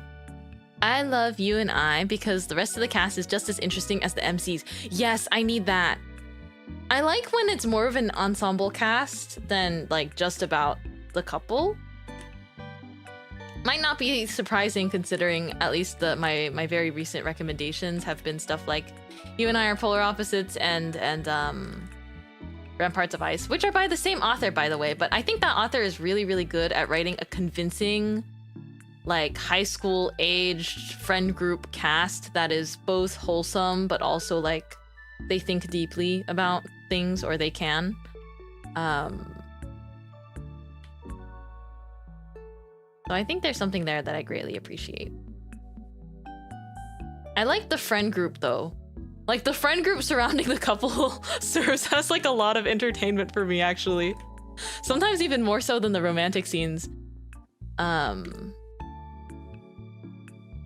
For me, in You and I Are Polar Opposites, before the second couple even started really forming, I just like really liked the guy in the second couple as entertainment and as just like a really great character in the friend group. And they have their own depth, yeah. I love when they get together really fast and then there's no problems, smile. Or at least no internal conflicts. They face adversity coming from outside their relationship, but otherwise they're just being cute. I see. I also get that. I think it depends on what I'm like looking for in the moment to like read. Cause I feel like with stories like that, when they get together too fast, but then they also like don't have issues in their relationship, sometimes it feels too, or at least for my personal preference, it's like very idealistic, right? For example, I really like Fragrant Flower That Blooms with Dignity. But it's kind of like the main couple, they deal with external factors, right? That kind of like stand in the way of their relationship. But the two of them sometimes feel a bit too perfected. I don't know how to explain it. It's like the characters are very, very mature, which is again not a bad thing because I still love it. I still enjoy it and I really like the maturity, but then part of that makes it just feel a little bit less realistic for me. That's all. And it doesn't have to be realistic though. It's manga. It doesn't have to be, but like for example, I do appreciate series that have really compelling and unique characters that get into a relationship, and then as a result of like differences in opinions and whatnot, then they like have things that they work through. Great example is the Yuri or GL How Do We relationship. Like that story, I think it can get heavy at times, you know? It's been a while since I've read it, but I think I really like how that author, she wrote the story. It feels like very convincing in a way where it's like, oh, these are two most definitely like living people that are functioning in this relationship and circumstance. It can get painful though, I will say. Like there were parts where I read it and I like had my hand over my mouth. I was like, because I think it's nice when you can have characters that feel so like honest to like and like human. Like they get angry, you know what I mean? There are some characters where you can't imagine them getting angry. But I think everyone gets angry at least like one thing, you know? I wouldn't believe someone that says they never get angry or feel frustrated about anything. And I like when it feels so real and like tangible. Maybe that's evil though. Maybe it's evil to be like, I want to see the character suffer just a little bit just to feel something, but it's not that I want to see any character going through a hard time. It's just I wanna feel like they're real.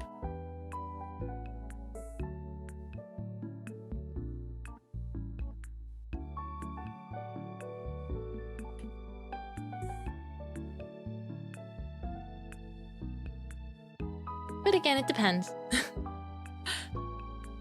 It really depends. It's so dependent on the plot. Because I'll be honest, I'll read stuff that I don't think is very good. There are series that I find like I'm like, wow, this romance or like these characters feel really one-dimensional and like the writing is just kind of like predictable / cheesy, but then I'm like eating it up, you know? Like a 5-course meal. I'm eating every chapter update. I'm like, yes, awesome. More, please. Because we're allowed to do that, you know? We're allowed to do that. We should be all allowed to consume something that doesn't have to be objectively good as a treat.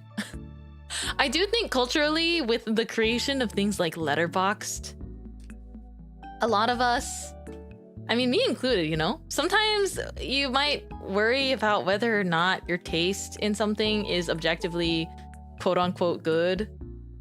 Because again, with social media and things, people want to prove that like what they like is like objectively quality, right? But it's like quality does not... The quality of something does not... it's not one-to-one indicative of how enjoyable it is. And also how well written something is also not directly proportional to like how fun it can be to experience. So I think I always put that in my back pocket. Like I just remember that. It's like I can enjoy bad things.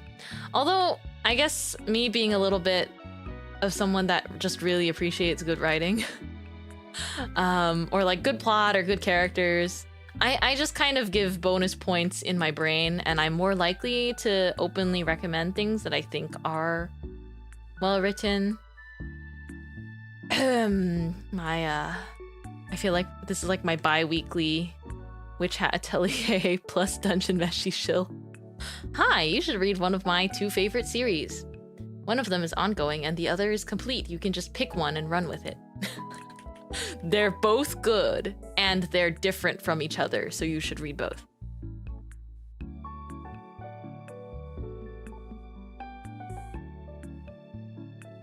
I changed up my hair clips, but I kept my hairstyle largely the same because that's what feels right for this.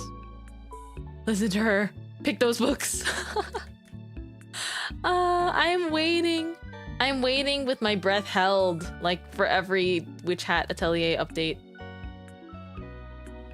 Clutching until like my knuckles turn pale.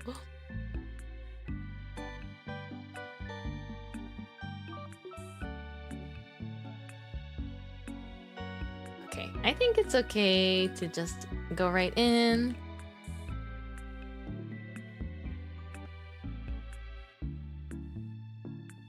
I feel like the one that's farther away would be more simplified anyways.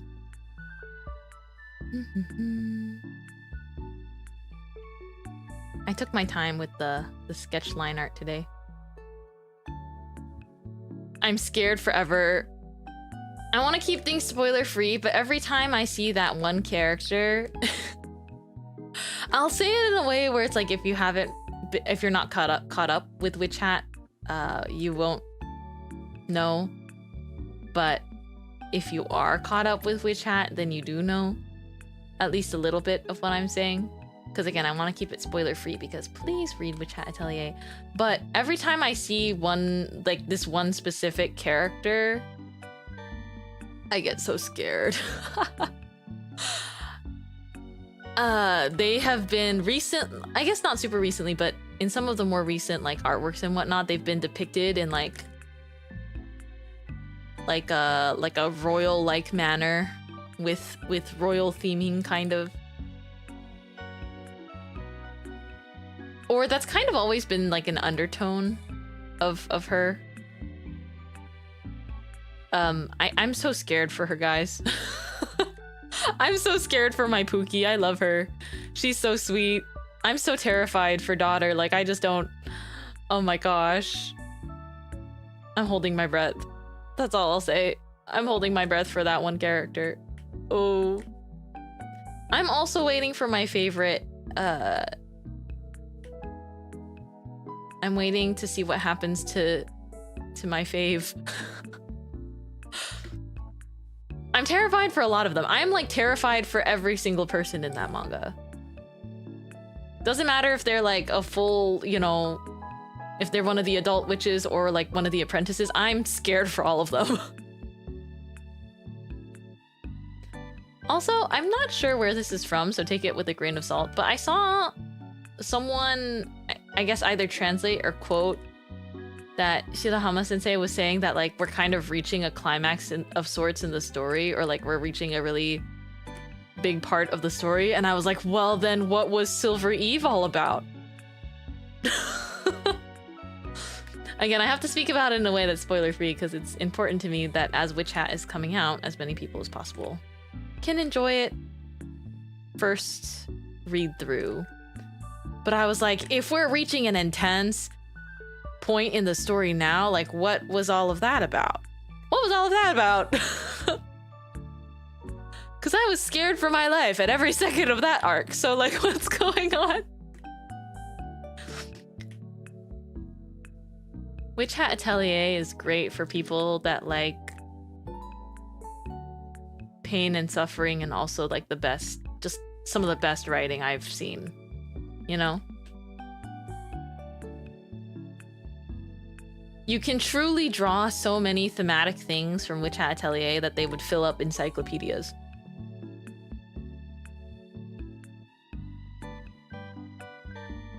It is a thoughtfully written piece of work. And drawn, I mean. Like, the writing is incredible, but like the art is out of this world, and I think that, you know, the art does catch the attention of people for sure. But absolutely, you must read it. You must give it at least a try. You will not regret it. Don't worry about it. That was just a fun time where nothing bad ever happens. Oh, there's a hobby store with witch hat stuff. Yeah, there's been like, I think when the anime was coming out especially, I saw that a few places, like just photos on Twitter and stuff, that some places in Japan had like really big displays in their bookstores for it. And I was so envious because I was like, I want to see one in person. But it's okay. Maybe one day, if I can go to Asia again, or probably when I go to Asia again. It's like I always go to see family, but then I'm like, okay, but what if I also went to Japan? Since I'm on that like side of the globe anyways, like what if I also went to Japan, you know? Couldn't hurt just to like add an extra whole week and a half onto my vacation. I'm like, I'm multitasking.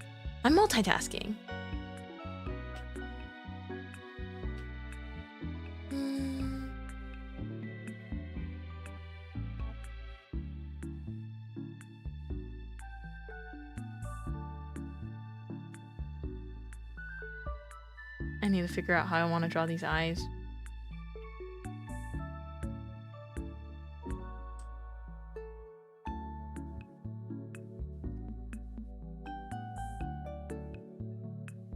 Because we're looking at this from more of a distance. So I kind of want to simplify it a little bit more.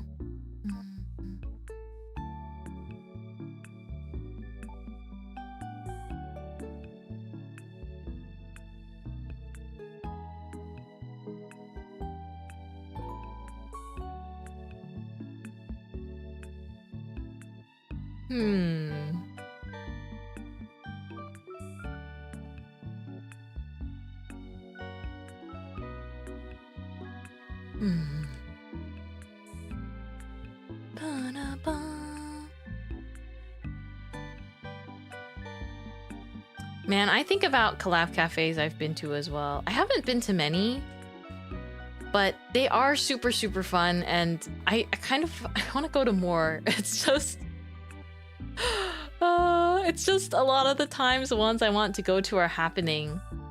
They get announced, right? And it's not like you can just plan an international trip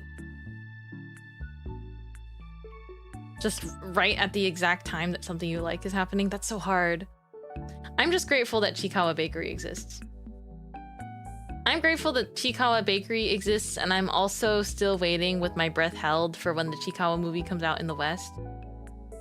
Because I even saw some places will have like Chikawa movie collaboration clothing, and I'm like, where's the movie? Where's the movie? I heard places saying it's like the Chikawa movie, like, Uniqlo t-shirts or something are coming to America, and I'm like, but where's the movie? We don't have the movie in America.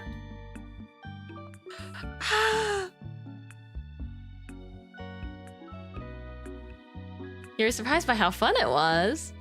I mean, collab cafes, I think there's a mix, you know. I've been to, not many, but I have been to one before where like the food was, you know, not great. But it was cute. And it's mostly about like being able to take photos with the collab food and whatnot. I think collab cafe culture is really sweet and fun though. Just in general, I've always loved character goods culture. Because it's like, yes, I would like a little toothpick of my little guy. I would love a little toothpick of my favorite character from this thing, and also put that in my food and have an acrylic standee and a plushie and just like get pictures of it all together. Oshikatsu is so fun. Dun,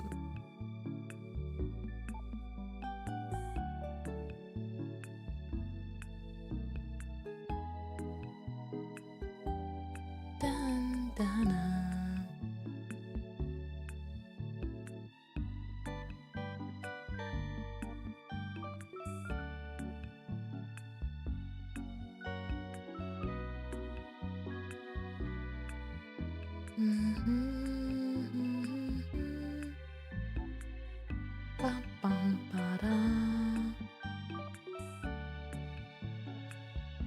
We didn't even eat. Oh, it wasn't. So it was like you didn't go to eat at the cafe.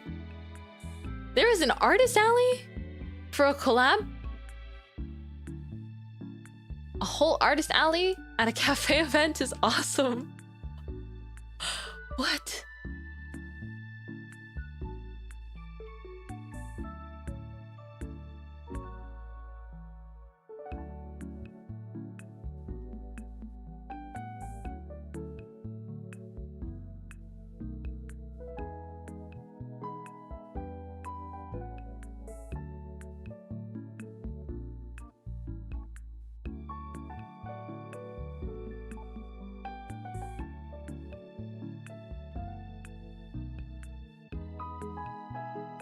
I feel like I'm not figuring out these eyes anytime soon.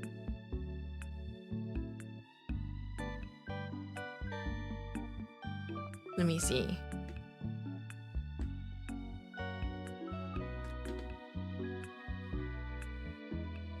Instead of using the eraser, I will just draw the eye highlights on.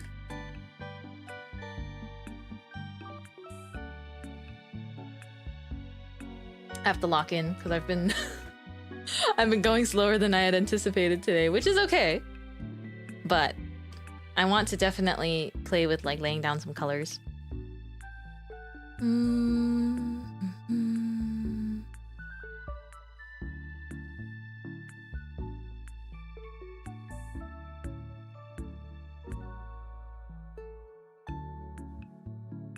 I won't even lie, Fields of Mystria just like naturally popped up into my brain just now.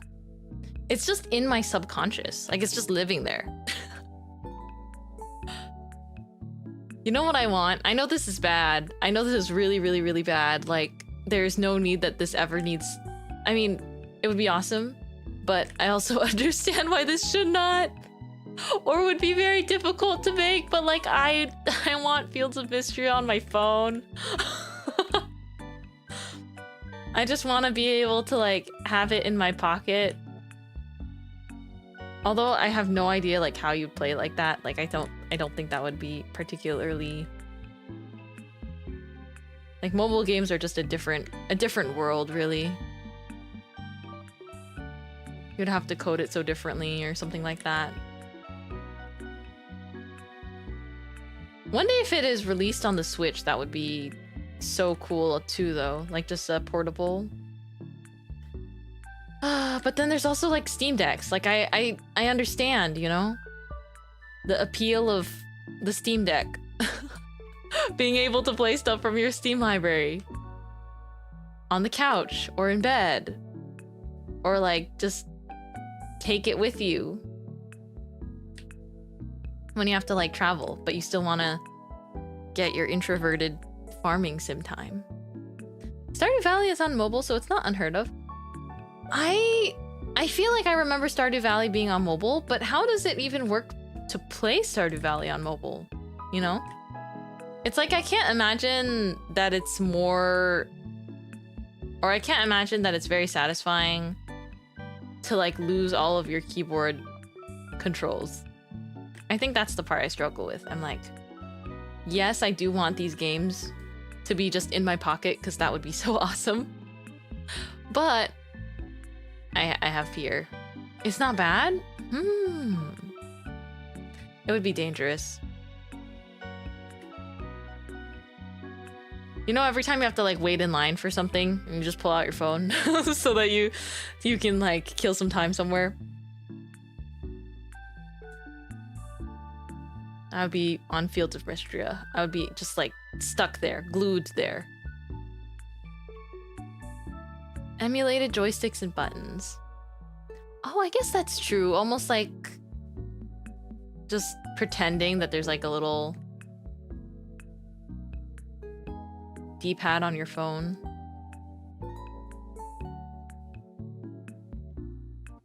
I mean, I have played like phone mobile games that have the fake joystick mechanic. I mean, Genshin Impact literally is one of them.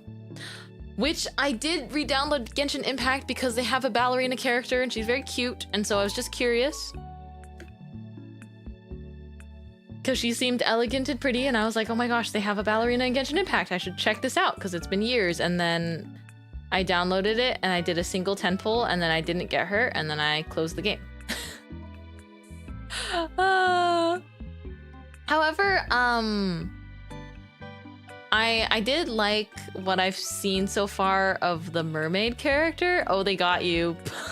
They were like, yeah, we see that you weren't here for a really long time. You thought you were gonna get the gotcha, you know? I thought you thought you were going to have good luck upon returning. Like, can't believe that. They humbled me really fast. I did have fun though. Like, I literally only opened the game for maybe like 10 minutes. I had fun looking at what skins they had released and all the time I hadn't been playing, which I know that they released a skin of some of my favorite characters like Xiangling and Hu Tao, and I was like, oh my gosh, so cute. And also I'm so glad that this game doesn't consume like more of my life than it has to anymore. I think like after having to, you know, move and do a lot of things when pandemic things were more lifted, that's when Genshin kind of like, that's when my Genshin time officially ended, I think. That, and also I didn't have that much fun with Inazuma, sadly. I wish I had more fun with it. Like, I liked the story was compelling. It was just something about the exploration burnout was getting to me. And so that made it hard.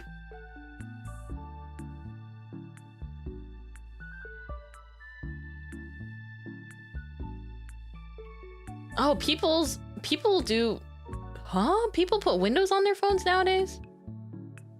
Actually, that doesn't sound too far off from like... I know that people can do that. I just wouldn't personally. Although, I want an Android phone because people with Android phones always have like an easier time customizing everything. And I do envy that a little bit. But yeah, I won't ever really be going back to Genshin like actively. I just don't see myself, I don't see my current self playing. I would just want to maybe walk around the world sometimes, but world exploration is often story locked, and then the story itself is what I don't think. It's more like the length of time it takes to play the dialogue, or like to play with the amount of dialogue is not practical for how busy I've gotten. So when I do play games, I want it to be something I can like pick up and... If I do play a game offline, I need it to be something I can pick up and put down really easily. Because I think with Genshin, if I'm in the middle of like a quest or something, it's kind of hard to put it down and then pick it back up. Having not played for quite a bit of time already, I feel like I'm so behind plot-wise and everything, it's just not as enjoyable. I mean, same thing goes for other Hoyoverse actually. Other Hoyoverse games I do enjoy is like... Zenless Zone Zero is fun, it's like stylish, but it's just... It's fun to play for a little bit, and then unfortunately I kind of stopped because it requires too much like player commitment and maintenance for me who just wants to play like different games. And also, you know, I like streaming. I like streaming, but I don't really like streaming gacha games, unfortunately.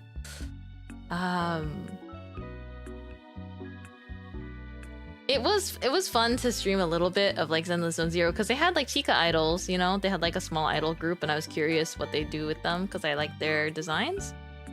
The pastel colors, and I do like their music. But for the most part, it's too much maintenance.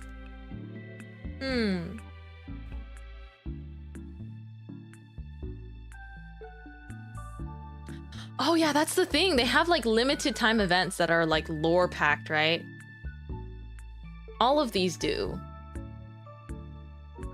So it's pretty much impossible to take a break and then feel like you can just get right back into it. That was me cracking my neck, by the way. Sometimes you just have to roll your neck, you know? Art things.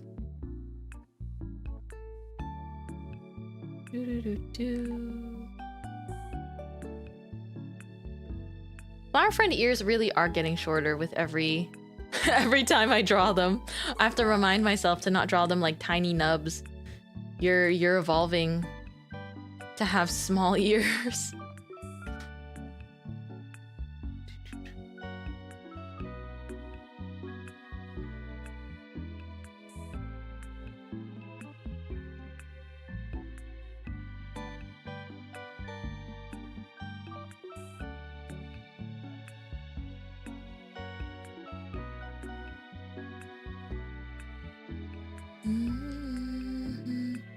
You've been gacha free since the whole Love and Deep Space thing went down. Your wallet's been wonderful ever since. Oh my gosh. First of all, love that you've been freed from the clutches of any gacha at all. Second of all, I love that you're seeing the literal financial benefit of not being in gacha hell. The thing with gacha is if you spend money in a gacha, right? They know how to get you because there's a fallacy, the sunk cost fallacy, where it's like once you have an account and you've spent a certain amount of money on it, it becomes harder to just quit. And that's what's so rough. Because you should always be able just to walk away from something that you don't enjoy anymore. You know? It's like things that are optional for your entertainment and enjoyment. You should have the full power without like psychological difficulty to just be like, oh, I'm not having fun with this anymore. I'm gonna stop playing this. But gacha games, especially when they want you to like spend money or be like, there's all this limited time stuff, it adds to more like internal conflict when you actually want to quit. And then that's how they keep you like forever until the game servers close and they're like, thank you for X amount of time. We will be ending support for this game. Because that's the thing, mobile games end. Except for like, what's that game, like Clash of Kings or something? That there's always like the ads about. All mobile games end, except for Candy Crush. Mobile games with servers and things like, you know, it's really hard for these things to keep up forever. They keep up for as long as they are popular, but you should not feel like you've guilted yourself into staying there because it's like, oh, I spent money and I have all the cool cards or like in-game items or special event things like in my account. But I want everyone to like remember that like those accounts, this is moment of Mintmai Gacha wisdom, those accounts are purely digital. You know? And there's nothing wrong with spending money to support a game you like in the moment. It's just making sure you don't fall into that is like a slippery slope, you know? Like once you've spent money, you're like, oh, this account is technically worth X amount of dollars, so I don't want to just shelve it. Because it's not something that can have value to somebody else. You know? And I mean, it's not legal, but like, I think way back in the day, I would see people would sell like their Genshin accounts or something. Or people would try to, at least. Like, I remember once I was looking for merch of a Genshin character that I liked, and just like, online, it was just like full of listings of people trying to just sell like an account login. And I was like, this does not feel right. This is digital. This is like 100% made up value.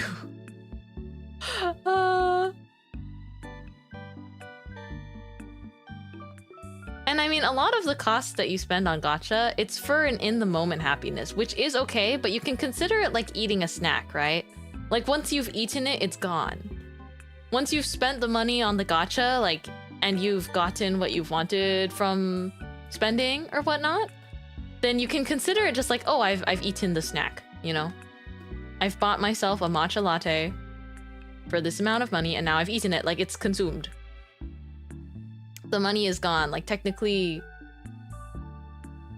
it's not that it's in that account anymore, if that makes sense.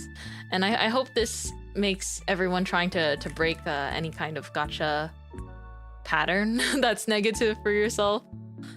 If you know yourself to like kind of fall into these gacha traps, that's just kind of my advice, because I did spend money on gacha once upon a time. Like I have skins in Genshin.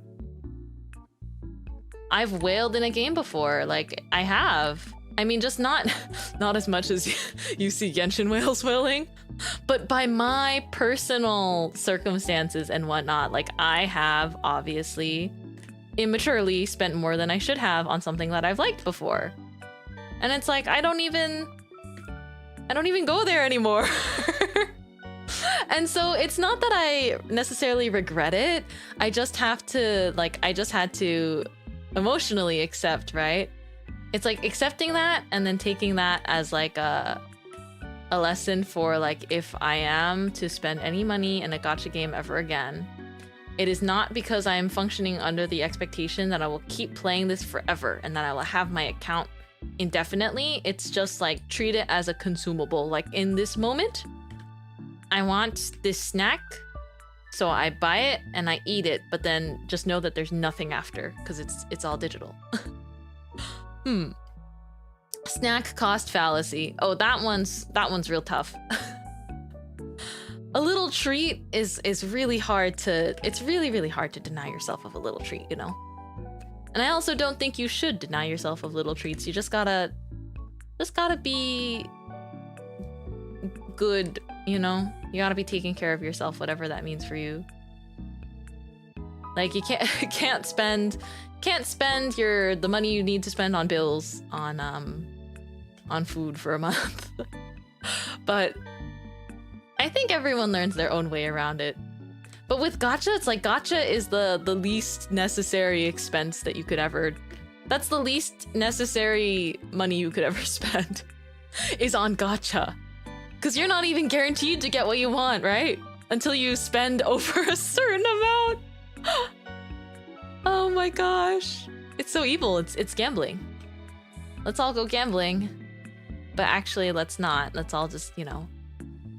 Let's all just realize that they want you to turn your real money into in-game currency so that you think that it's fake money, but in fact it was real money that you've already spent to get the fake money, which is real. Wow, I went on a fun soapbox rant there. $100 for a character guarantee? Yeah. I still, you know, I have my Honkai Star Rail account and I enjoy, like, I think I want to play a little bit more again. But it was like Flower Friends that helped me get a character that I wanted, because I would have never spent money like trying to gacha for one character before.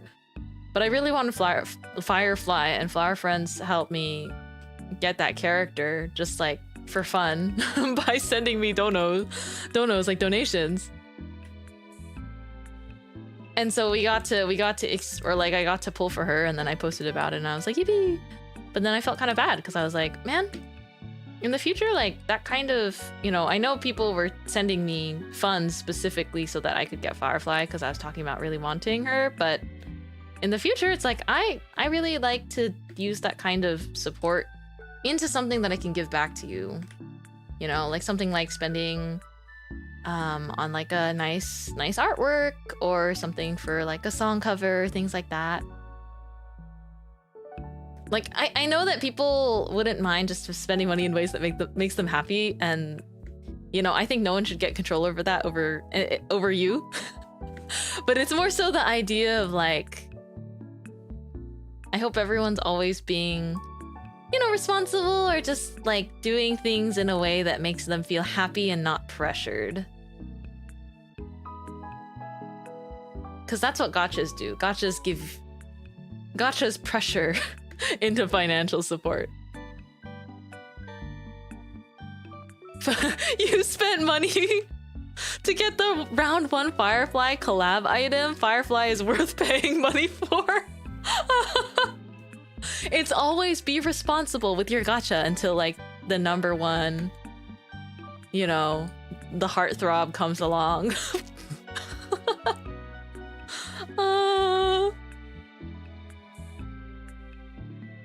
I'm gacha free for a few months. Yay, proud of you.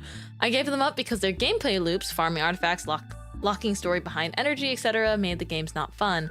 It really depends, right? It's like they kind of have to do that. And when I say have to, it's like they have to do that because they want the game to last forever. If they don't do that, the game cannot last forever. And it's like, but, you know,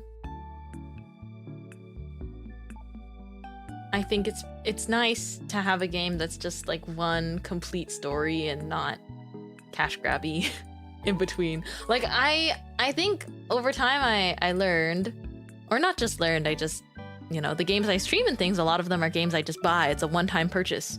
And then you just play it and you enjoy it and you're like, wow, I liked that. I liked that story or whatnot.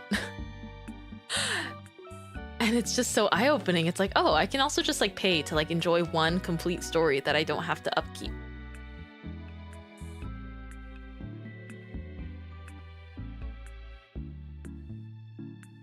Oh no, you spent a lot trying to get that as a gift.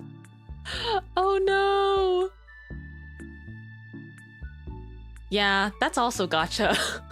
Hey, I'm sorry to tell you, claw machines.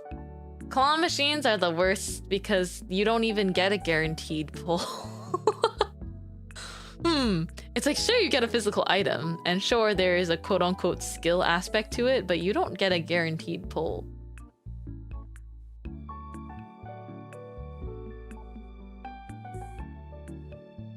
And that's kind of rough. Skill-based gacha? Oh my gosh, imagine if you had a skill-based gacha, except instead of like, I guess whatever skill-based means to people, but it's like you have to play Cooking Mama video games, and the game decides how deserving you are of like the rare character cards you want. Like, what? Hey, all this to say, it's not like I don't play gacha at all anymore. It's like, you know, I think Uma Musume is fun and cute. It's just the gameplay loop. When I get busy, it's too overwhelming sometimes to train Uma. But I do think Uma Musume is really fun and cute.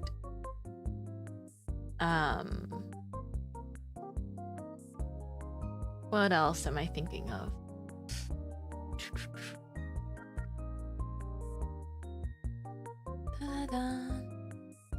I think it's like I just try out, you know. I'm willing to try out a game if I'm interested. Like Project Sekai too, because there's a rhythm game aspect, so it's not like all gacha as well. So there's that.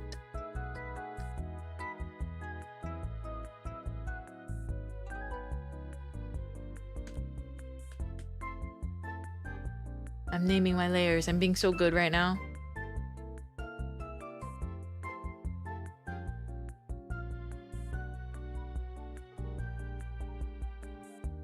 Is a Tuxedo-san plushie? Tuxedo-san is cute. I don't know if I know someone that has Tuxedo-san as their specific favorite, but Tuxedo-san is a very cute character. Oh my goodness, did you see that Pom Pom Purin and is getting Razer headphones? I just thought of this. I saw it really briefly this morning. There's a Pom Pom Purin Razer headphone collab. My mouse is Pom Pom Purin Razer. Hehe. Thank you.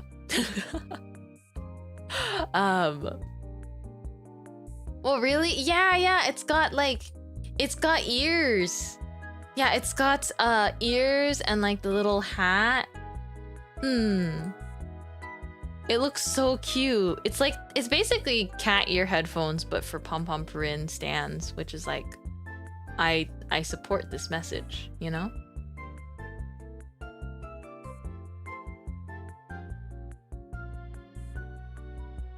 Dun, dun, dun, dun.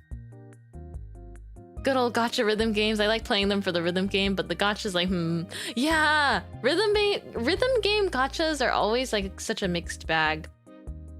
I think my problem with rhythm game gachas, like this is what I experienced with Project Sekai.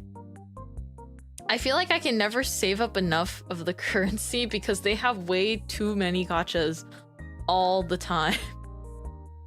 And it's not even like I had a specific, well, I did have a favorite character in Project Sekai. I like Honami, but then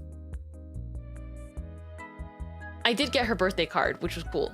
But then I feel like even though I have a favorite, it's like the events move by so quickly.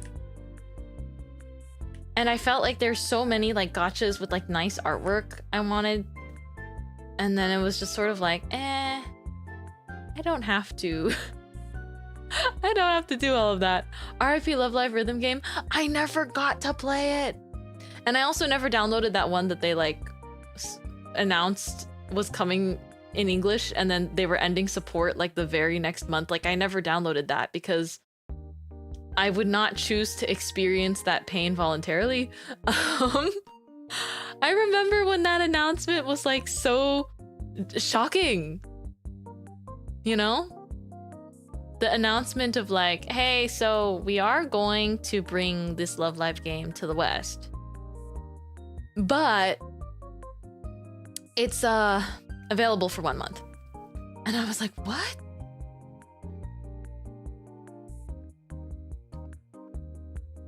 Because it's like, why give everyone something they want, I guess? Give you know, the Love Live fans Love Live in available globally, like a global server, and then close it in 4 weeks.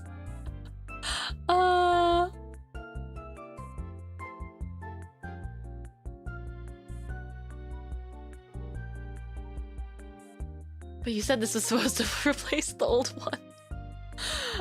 The old one has been long gone. I never got to play it though. My friend really liked it though. One of my friends like even dressed up as a Love Live character, like their favorite Love Live character for Halloween, I think at some point in time. I like to add blush by just adding a little color and then blending it. It makes me feel like I'm applying makeup. This is exactly how you apply liquid blush, by the way. I don't do very much makeup. Or like I very rarely do makeup. But when I do makeup, it's just really fun because it feels like art. I just wish it didn't make my skin feel sticky. Like... Even the makeup that's advertised is like, wow, you won't feel like you feel anything on your cheeks. I'm like, I feel the makeup touching my skin. And I don't like I don't like this. But sometimes I still like doing makeup because it's fun. It just gets to a point where it's like maybe a few hours later, I'm like, I can't wait to get home and remove this all and give my face a really good scrub. And speaking of gacha games, what else am I thinking of? I played a bunch before. Played like Fire Emblem. I played some Fire Emblem game. Was it like Three Houses? Heroes? I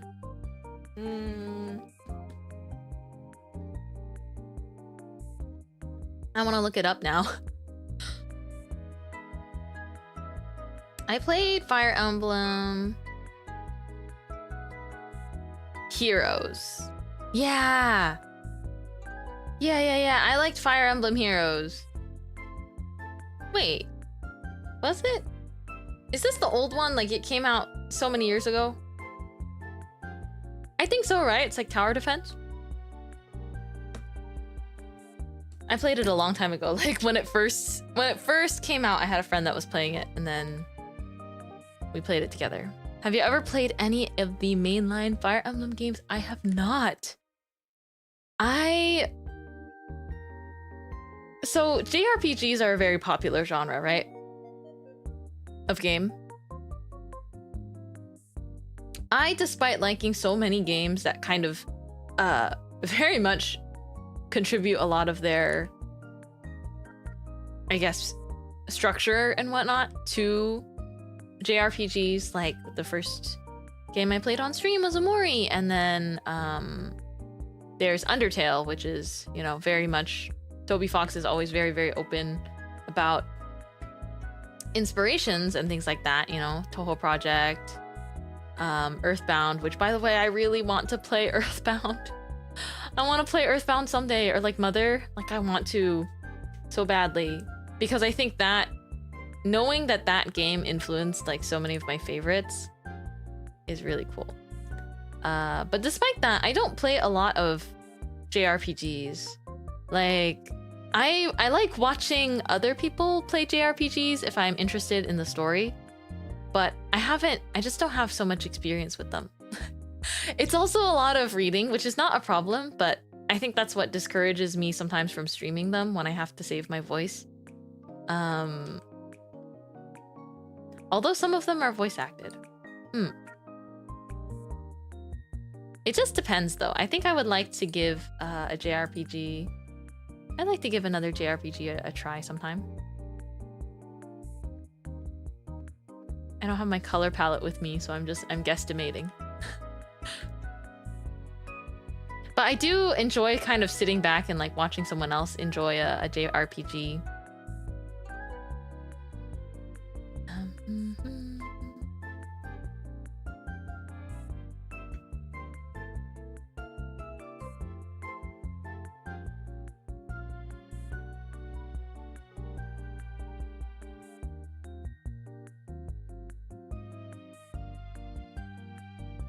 Is this how we get Mintmai to play Atelier?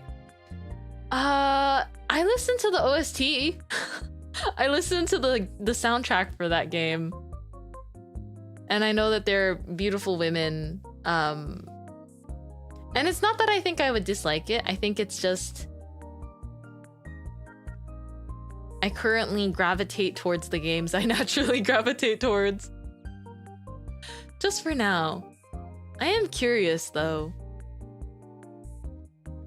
They are so beautiful. They are. They're very beautiful. That's what... I saw a figure of, like, I think... Is it Atelier Reese? A character from that game. I saw a figurine of, and I was like, oh my goodness. This woman is beautiful. Oh, Ryza. Is it Ryza that I saw? Yes, I like Ryza. She's just, I like her design. She's just cute. But I don't know anything about the plot yet. I also think when it comes to like long games, because let's be honest, JRPGs, they're long. They're very long stories that you have to kind of keep track of, especially if you're streaming it like as a series, one after another. I feel like if I'm going to play a game that's like a little bit longer, then I would want to try playing the games I've been curious about for some time, like Ace Attorney. Like I want to play Ace Attorney.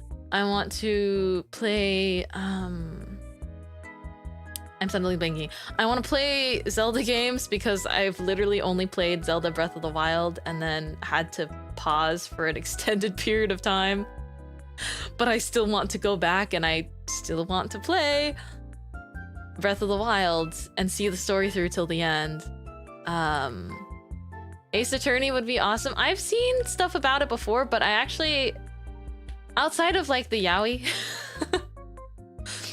or I mean BL, I kind of am used to seeing people use them interchangeably, but they're not. So do remind me. But outside of the ship art and the BL that I see of Ace Attorney, I actually have it all spoiler free. It's like fully spoiler free Ace Attorney for me. I also have only seen the memes of some people talking about like how the English localization like changes the names in really funny ways too. I think it's probably accurate to the source though. At least I'm guessing.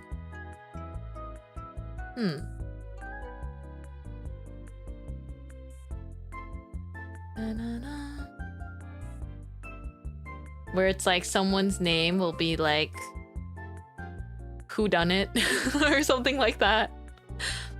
I can't remember off the top of my head exactly what these characters were named, but it's like the idea that a character is named in a corny way in accordance with their kind of trope or story role. I am D killer. Yeah. Names like that.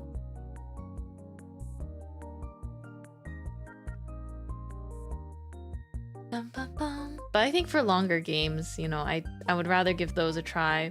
But how many Ace Attorney games are there even out there? I think I just have the trilogy.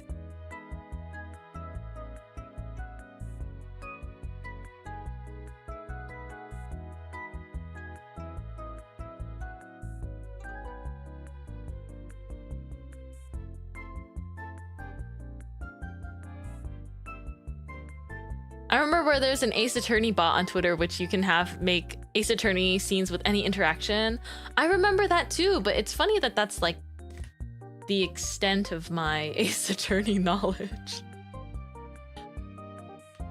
I feel like that's not doing the series accurate justice. There's a lot. See, that's what I figured too, but I don't know. I have to think carefully about what I want to, you know, spend valuable time here on, if that makes sense. Just for example, right? If I'm working on projects offline and then I've got work outside of streaming and then I have, let's say I get to do 2 game streams a week, right? Then I tend to be pretty picky as far as like what we get to enjoy, because I know if we start it, we're not finishing it for like a little while. And I still need to play a different route in Undertale and Omori. I paused it for a while because Omori, I think I thought that waiting 1 year to play the other route would be enough, but I'm getting to a point where I just want to play the regular route again. Because waiting a year and then trying to play like the other route, I guess the darker route or the very dark route, there's not tons, like there are differences, but there are not tons of gameplay differences. So there's that.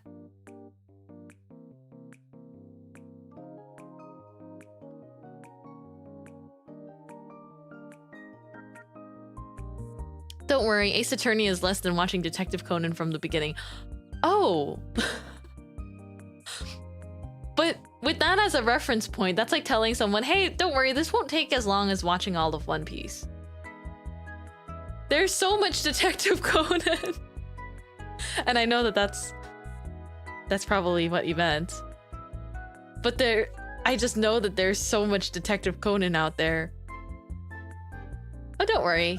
You can do it. It won't take as long as One Piece. Huh?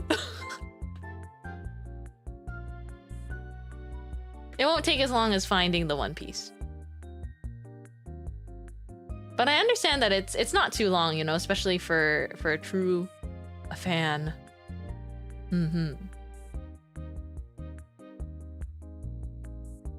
You're looking at my hair and thinking blue's the color?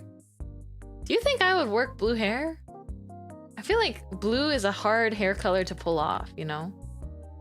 I admire people that like look super nice and aesthetic with blue hair, because I think blue hair on me, a non-warm hair color on me would just not, it would not work. Because I'm too warm color palette for everything else. Like if I'm wearing oranges and creams and brown colors, put me in blue hair and I will look like the chart of like the complementary color wheel, where orange and blue are on the opposite sides of each other. I will look so awkward. I know it. I know myself.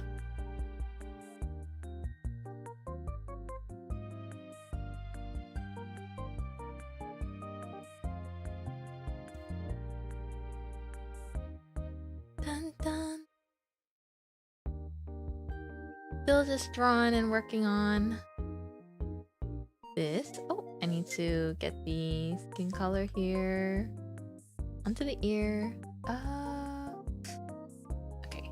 I'm gonna try and do a decently clean job of coloring the hair.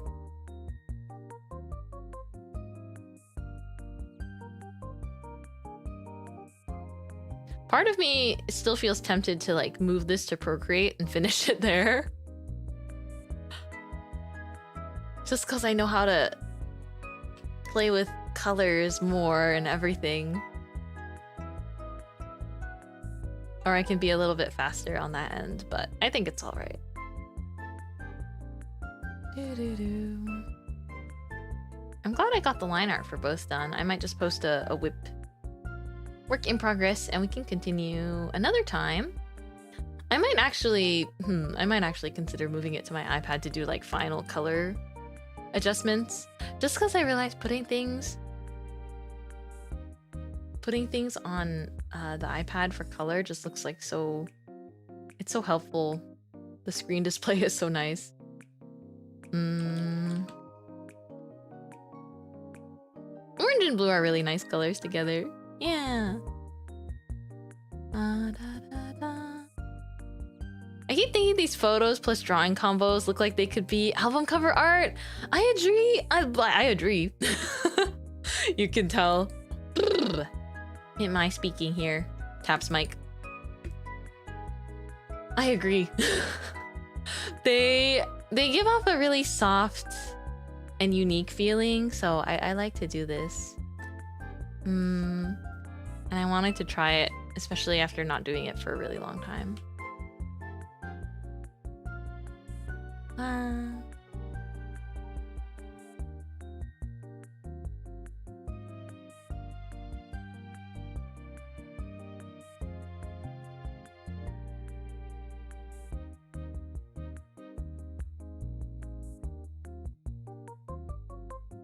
I think it's really fun because you can take your own photos and then go from there. Like, the fun part is the fact that it's your picture.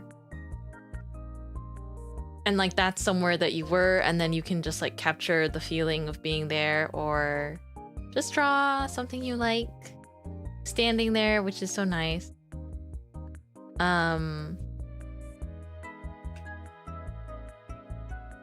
They just feel extra immersive.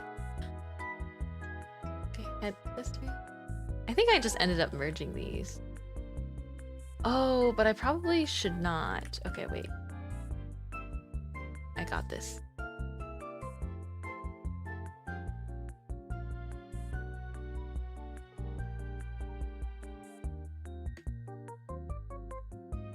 I change up my ribbon hair color sometimes. Or my ribbon colors. Just depending on the outfit.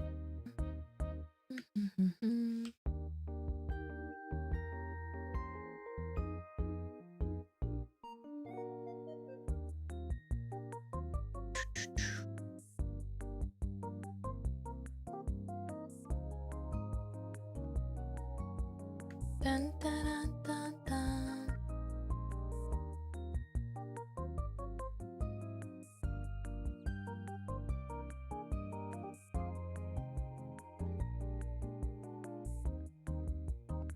Yeah, it is personalized, and it's almost like a different I guess when you think about, it's just a different form of art. And I also think as an artist that doesn't love to draw backgrounds personally, it gives me a really nice and fun alternative to make a cool composition and get creative with where I want to place the character and things like that, even though I don't love to draw backgrounds.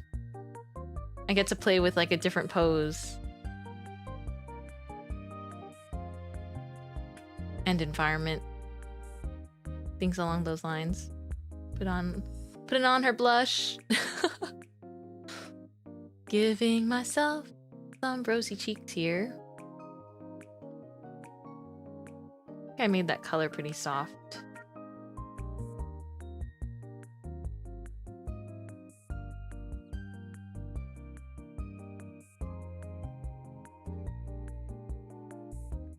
Can go with something a little bit more saturated.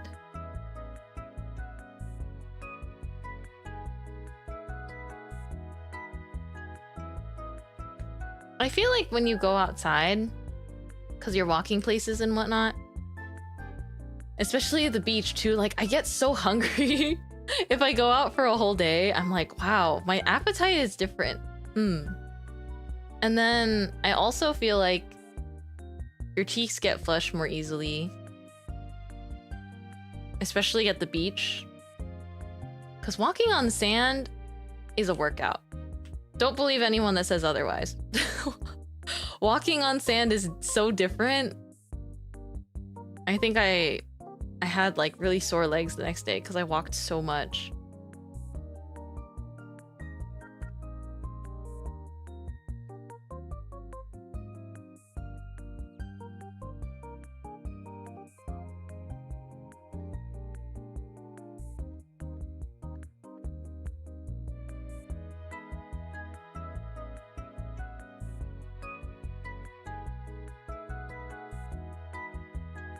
Oh, that's true. That's why beach volleyball is extra difficult. Do people that play regular volleyball play beach volleyball? They're completely different though, no?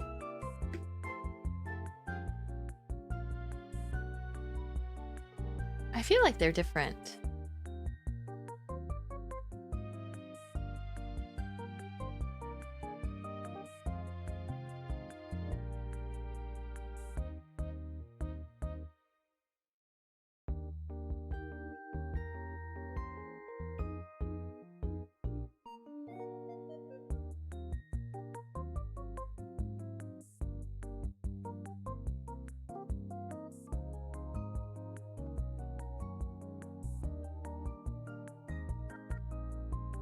Some indoor players play beach, as training, vice versa. Ah, that makes a lot of sense. I thought it was only like, I would assume that if you play beach volleyball, it makes sense to play indoor volleyball sometimes when the beach is not in suitable condition, but I wasn't sure if it worked the other way around.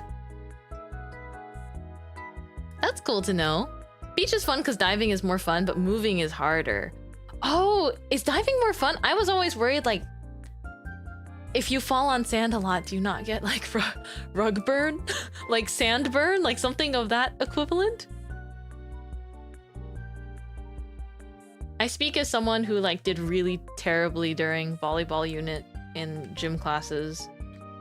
I was trying to channel my inner haiku and it just did not. Like I don't have one. I don't have an inner haiku. That's what I learned.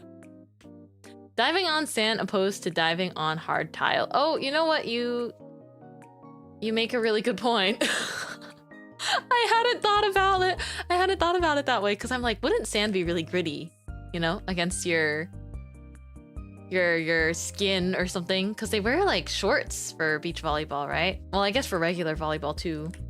I'm always like, does the sand cause uncomfortable chafing or anything? But then it's like, the alternative is diving straight into hardwood. Yeah. As a libero, I personally much rather land on sand over gym flooring. Okay, there we go. There we go. Yeah, more than one flower friend chiming in. Oomph's chiming in like, hey, Mintmai, let's think about this for a second. Let's think about this for a moment. That is so awesome, though, that you did that. I look at people that are athletic with starry eyes. Like I look at people that are very athletic, like a child looking at Mall Santa for the first time. I'm like, oh my gosh. Wow. I mean, of course, in the most positive way ever. It's just so impressive to me. I'm like, what you've done with the human body is it's just different. Although, I guess maybe that's silly to some because I was a dancer. But I still think that while dancing is serious exercise, right? While dancing is serious exercise, I did not upkeep all of my athleticism. I try to, you know, keep my stamina because I want to do a lot of dancing. But it's hard. It's hard out here.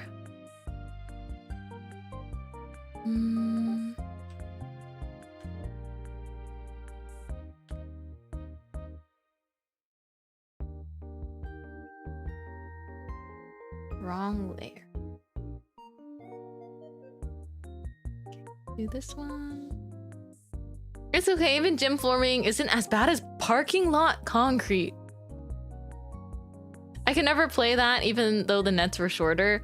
I think, considering the fact that you're also a libero, which needs to do a lot of the diving, did they not consider that when they put you in a parking lot? What? Ow! Wow, thank you for always being so supportive of my art. I appreciate it. I really appreciate, obviously, everyone that ever wants to drop by and lurk and whatnot, but it's really fun for me, to be honest. It's like it makes me giggle a little bit because it's like familiar flower friends just like pop up when I post artwork and I'm like, oh my gosh, you love me and you love my art, thank you. I appreciate that you're not afraid to spam me with your thoughts, because I do read all of them. Sometimes I don't have it in me at the moment to like click into every single one, you know, because Twitter makes you like manually like things, but I wish they could mark things as read. Like that. You know, like I want to heart them with my brain and not my finger like mashing the buttons. But I do look at all of them and it's really cool.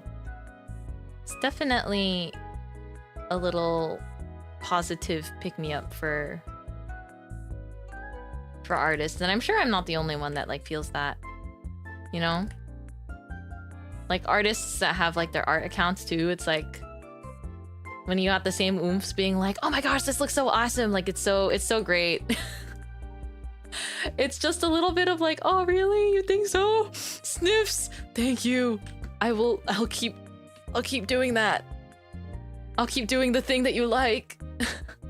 That's what the brain chip will be for. Oh my gosh. Dystopian question. If one day, you know, if one day it's like, oh my gosh, we are offering brain chips for humans to put in their minds, would you? I think that's like a really hard no from me. There's no way in any shape or form that could possibly be a positive thing. I mean, I think, you know, I wanna consider multiple circumstances here. So I think at best, you know, if it's obviously if something like a brain chip someday is very safe and like provides accessibility tools, like it depends on who it'll be for. Exactly. But I think if it's like how we see brain chips represented in dystopias, where it's like a company. Have you seen those really scary things where it's like, or I don't know if it's like a Black Mirror episode or something, but it's like, there's a Black Mirror episode, and it's not that I watched through the whole thing, I just know about it because I'm scared to watch these things, but then I still like read the plot because I find them compelling. There's one where it's like for his wife's medical treatment or something. This guy, and I think his wife, agreed to like put her on like some kind of subscription healthcare. But then as time goes on, like she basically loses autonomy of what she's saying occasionally to like play an ad. So like it's like super scary. I mean, this is Black Mirror we're talking about. But in that episode, there's times where she stops in her tracks and like has like a sponsored ad. And like I don't remember what it's like, but it's basically a whole thing where it's like put me out of my misery kind of thing. And it's like it's so like dystopian, where it's like, if you know, if you have a chip in your brain that has software, right? Like someone can update that whenever they want. And the terms of service and whatever can change to be whatever they want. And it's like already, it's surgically put in your brain. So yeah, I would say no. I would say no. Someone can literally hack it. I would like to remain hopeful and hope that this technology never falls into the hands of human beings. Thank you very much. I don't think we should, I don't think anyone or any group of people should have like any kind of power to put something in people's brains, which is funny to say because like that's how algorithms work anyways on social media. Not to scare anyone, but that's how, like, you know, depending on what they put in your feed, they can kind of control like things, right? Like they obviously want it to be things that you like, but there's a reason advertising works, and that's a huge industry. There's a reason why an ad works. And I just think it's you know, it's nothing to be scared of particularly, but it's always good to be aware of, you know? Because you always gotta put yourself and like your life, your tangible life, you gotta really value that. Yeah. The brain chip or like consciousness ones are making me shiver, right? It's like, it's sci-fi, you know? It's science fiction, but then it's dystopian. It's like, well, sure hope this never happens, and if it does, there's like no way, there's no good way that can ever be implemented. Also, hello if you're just coming in. We are doing some drawings over photographs today. I think I at least wanted to color one, and I think it's looking, I think it looks cute. I tried to make it look very cute, but it still looks a little weird right now because I don't blend in with the environment yet. I need to get that like overcast lighting on there, and then we'll be feeling a lot better, I think.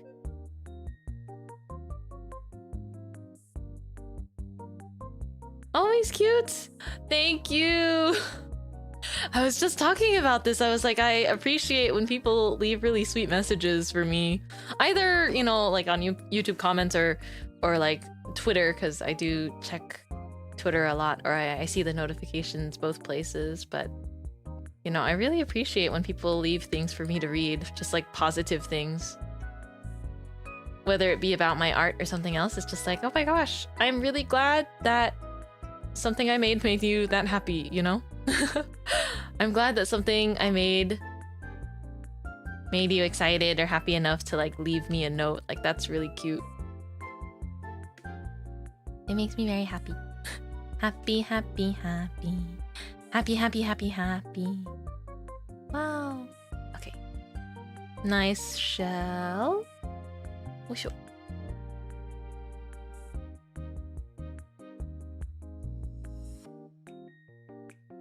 I'm gonna get some of the sky color actually. I wonder how this will look. But if I get some of the sky color and I put it in here, maybe lower opacity. And then if I get some of the ocean or like the watercolor below of the sand and the water, and I put it on the bottom.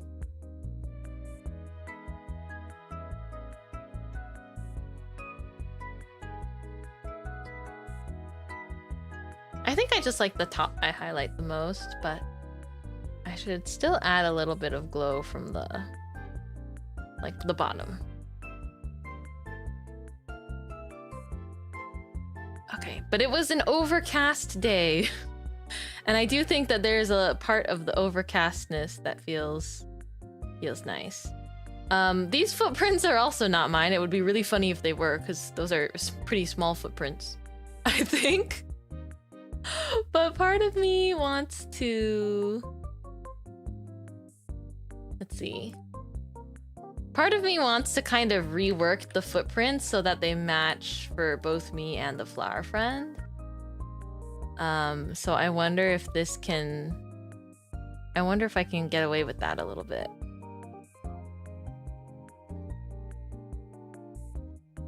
Oh, that does that. Okay, what about like this? Oh, I think the thing with watercolors is as you keep brushing, it keeps getting darker. I think I will just go ahead and go in with my regular pen then. Full opacity. And we can just like blend it in. These photos are not very high resolution, so no one's gonna know. Except for you, because you're watching the, you know, you're watching the making of video. But no one's gonna know. Look at that. I'm like hiding the footprints. This is like how they used to, you know, do Photoshop edit memes when we were still a society. This is still how people should do Photoshop edit memes, because know that your work will not go underappreciated.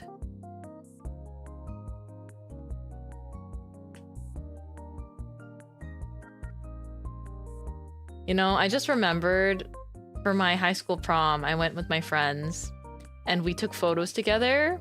But where we took photos, there was a couple of the pictures that kind of had really like awkward, like very awkwardly posed strangers that were just like walking by in the background. And so I basically did exactly this, but I like retouched a bunch of my friends' prom pictures just to like erase, and like I would like photo bash with like some of the other photos taken from the same photo shoot that I just did with my friends for fun. And it's like so silly, because I would message them and be like, okay guys, I'm making the people in the background disappear. Okay, so now that the footprints are gone, which is like, whoa, I also sort of, wow, this picture is so crunchy.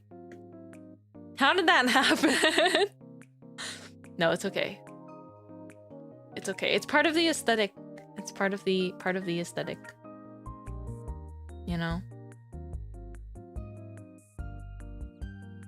Kind of wanted to like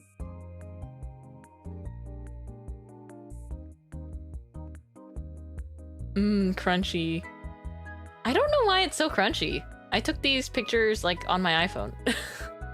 I think it must have been, you know what? I could probably replace it in the picture of the background. Whoa, look at my touch-up work. It must have been because I saved it from what I messaged myself on Discord. I have a hunch that that must have been it.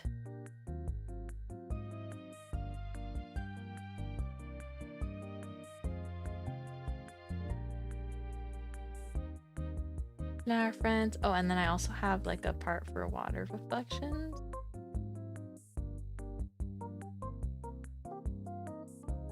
Because I think it's nice even if you have like pretty turbulent water like this.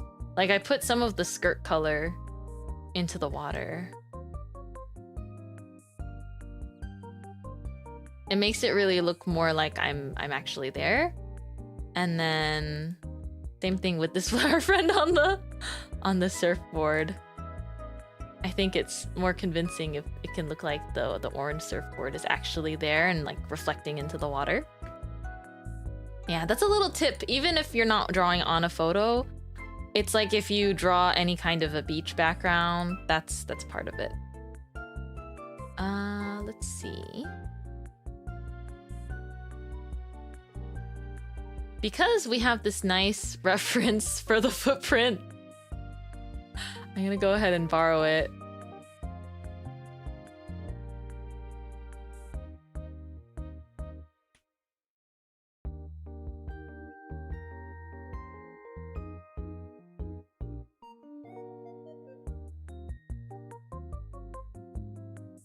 I'll make it less obvious afterwards.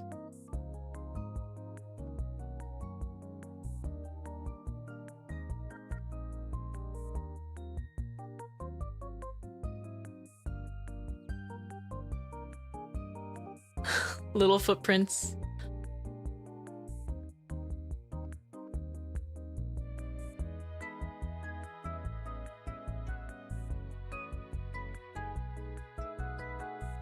Like, you can kind of tell that they're painted on, but yeah. I'm amazed that the flower friend isn't melting away in water. Well, you see, I would be sad. I would be sad if you melted away into water. So, as the genius baker that I clearly am, definitely bake great bread and all of that stuff.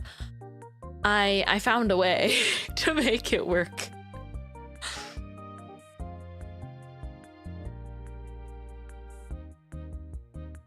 The flower friend footprints are so small. Oh my gosh.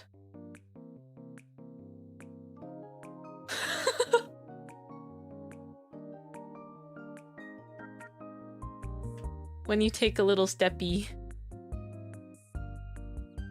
That's what it looks like. Oh my goodness. But you know, footprints, they don't stay perfectly in the sand. Can you tell that that's the flower friend's footprints? Surely you can tell that it's the flower friend, you know? It's like their footprints have to be so small because you're the legs, look at how long these legs are. You know?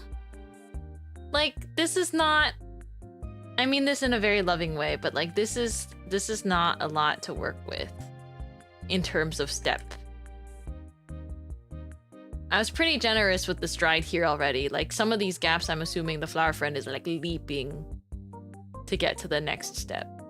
A little skippy, steppy. Oh my gosh, that's actually so cute though. I think I sort of want to make the flower friend path not so like straight to the corner aligned. So I'm gonna move it so it's like just using liquify tool to kind of get it. Also, anything that is closer to the water would likely be washed away first, so I can kind of like wash those away. Look at that! We went from not my footprints to no footprints and a little bit of beach cleanup, and then our footprints. The flower friend ones are so... These are really getting to me. When scientists look at the tracks that you've left behind and they're little, round, and ovular, they'll be like, what was this? Guys? Okay. So this is all looking pretty good, but there is one glaring problem, which is the color. Okay. So now on a new layer where I merge everything, I'm gonna name it one merge. On a new layer where I merged everything, I'm gonna go ahead and make an overlay. Overlay. It's gonna look really wacky when I first add color. Whoa! Oh, cool! That gives it like a Polaroid feeling. Wait. I might consider doing that too. Having an overlay like over the whole drawing. I didn't think of doing that, but that looks kind of good. Dare I say that looks very nice. But for this one, I have to be a little bit more adamant about getting the colors right. But it shouldn't, I don't think it should be any of these. Wait, let me see.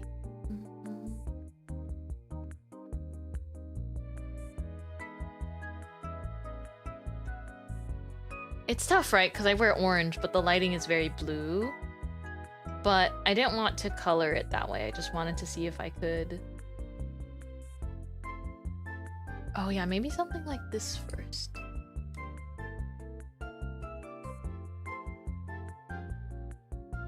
This makes it really look like an album cover of some kind.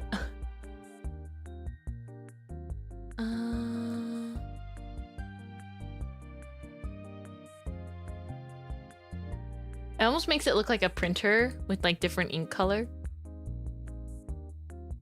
I still want it to feel orange though. That's the big thing.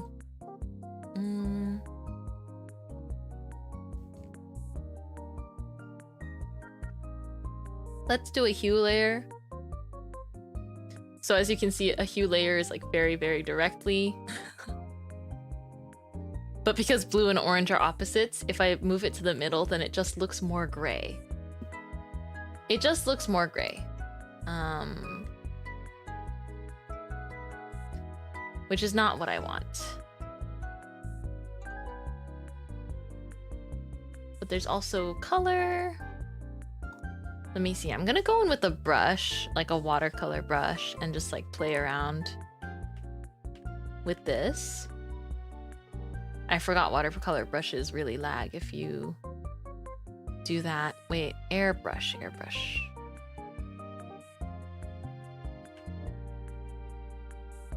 Oh, so this is a little bit different from this. That almost makes it like kind of seafoam like.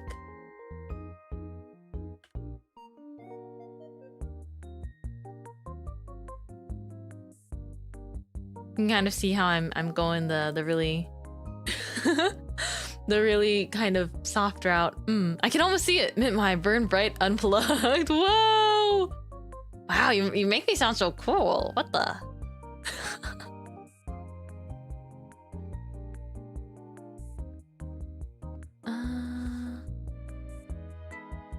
You divide? No. I think the key is because this is pretty desaturated.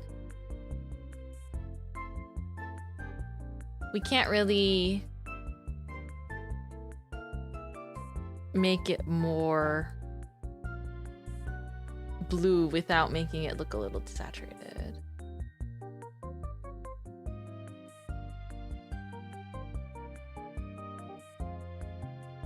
What if we try this as an overlay instead too?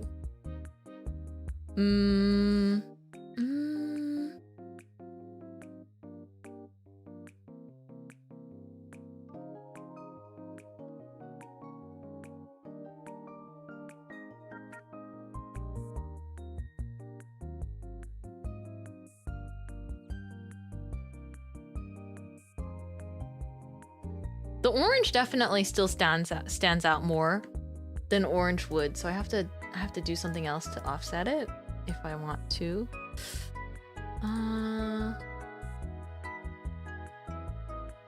But I don't want to make everything feel too gray. You see how that's like realistic lighting? But no, it's like this. You'd use it as a wallpaper? Actually, you're right, it's very wallpaper-like. It's been a long time since, or maybe not a super long time, but it's been a little bit of time since I've been able to add anything as a coffee wallpaper, so I could do that.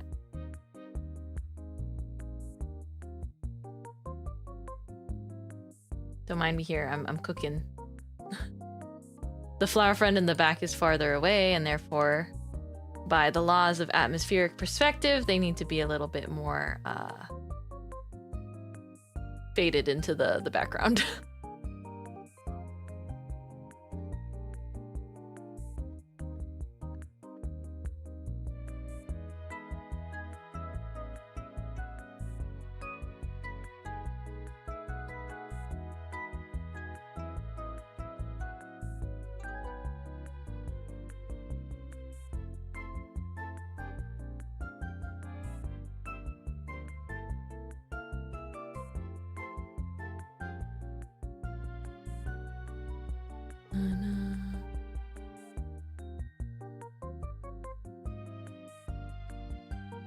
There's something else I wanted to add to the sunglasses flower friend actually, which was like reflecting the sky a little bit.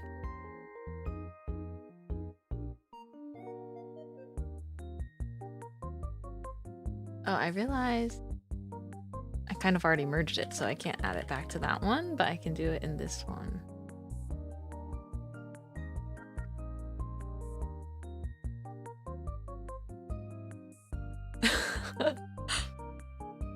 Maybe it's too detailed for a background color, but I wanted to at least maybe just one line.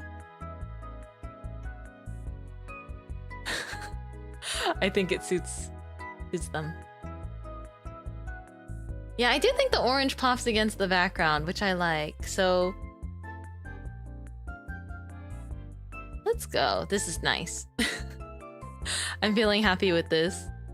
Yay! And then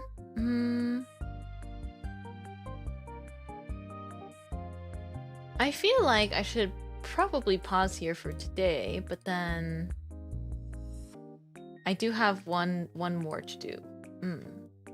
I haven't forgotten about it.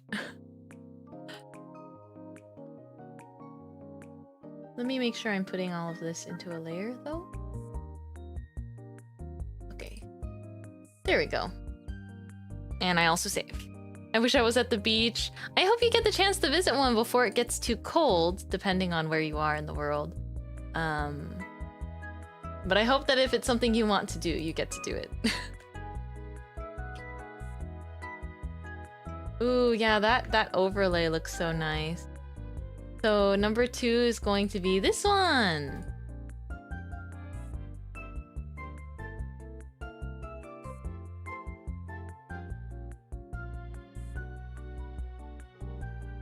Yay!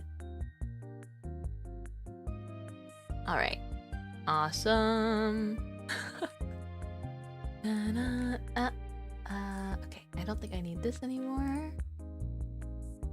Or that one. Ooh, cute! Thank you! Thank you, thank you. I wanted it to be like a set.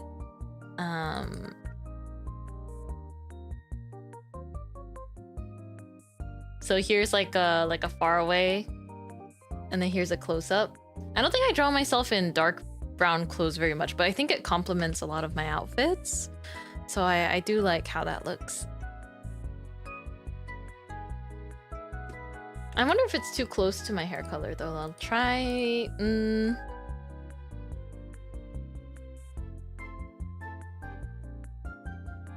I'll try something a little bit brighter. Let's see.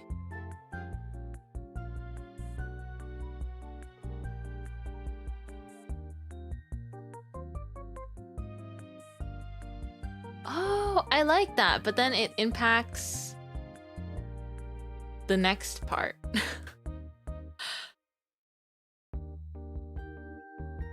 It impacts these shadow colors. Maybe I can get away with just adding some as like shading.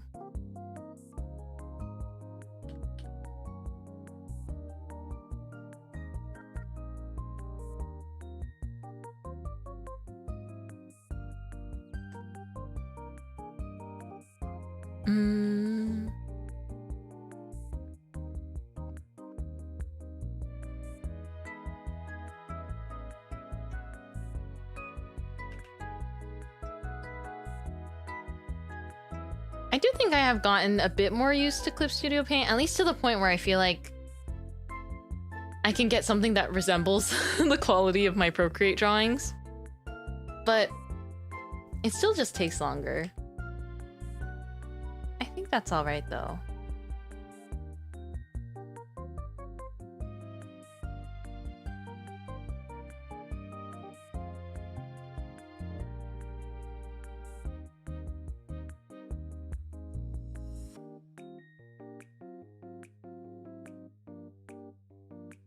Yeah, I've thought about it and I'm like, dang it, I like this color for the top more in the final composition. So I have to manually adjust it, I think, if I don't want to go back and like redo a couple things. But that's a-okay. Erase the ribbon. Do do do do.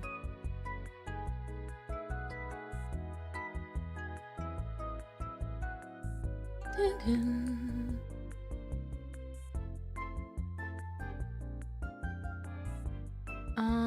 Eraser. Okay.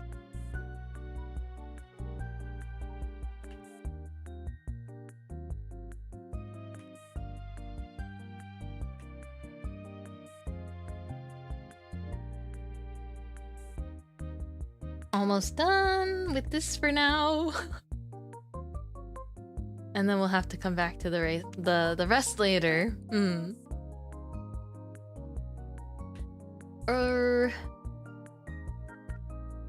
Let me see.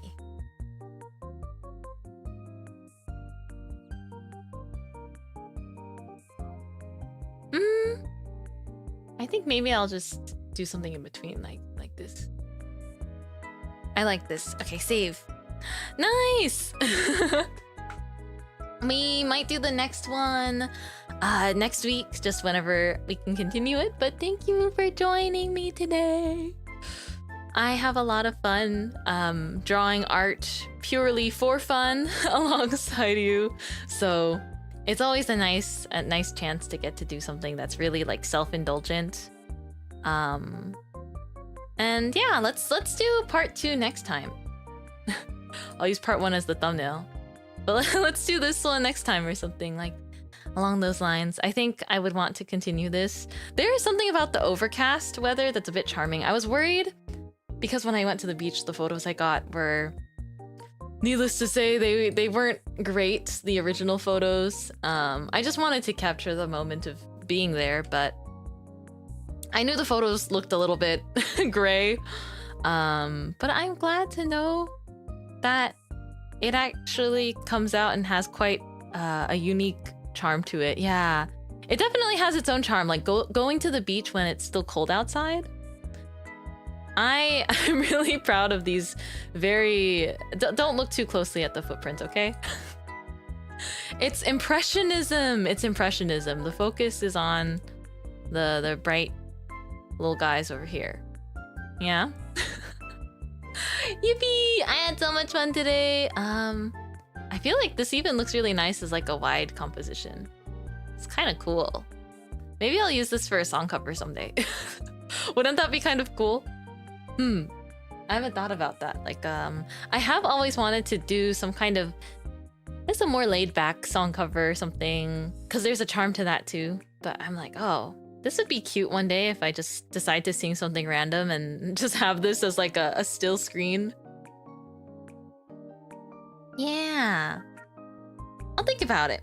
I think there's a lot of things that I kind of want to get to. Like, it's a good thing though. It's a positive thing. It's kind of like having a backlog of things that I want to dip into, especially following 2.0. I'm excited to just hit the ground running. Updates about that too. Things do take time. I'm very happy to be working on something really cool, but I'm thinking about it and it's like I've been drawing so many things and I'm like, I can't show you yet, but it'll be awesome when you can see it. Sorry, I'm just playing with the window size of my clip studio. It'll be so awesome when you can see it. I think right now I think when I originally announced it, I was like, I either want it in summer or before our anniversary. And right now, with how crazy my schedule is, cries a little bit. I don't want to rush it, so I think it's definitely looking like it'll be something that happens before our anniversary. But that's good, because then we can chill in autumn all together. I think in autumn, Mintmai debut is very suitable for my colors and the things I like anyway. But it's mainly, it's like, you know, the elephant in the room that's like, address me. There's a few, you know, a debut. It's something really special to pull together for me, so I'm very I'm ready to make something that you'll be proud of. Teehee. But you know, sometimes I look in the mirror and I think about the man I want to become. That meme, and I'm like, oh, I have to hurry.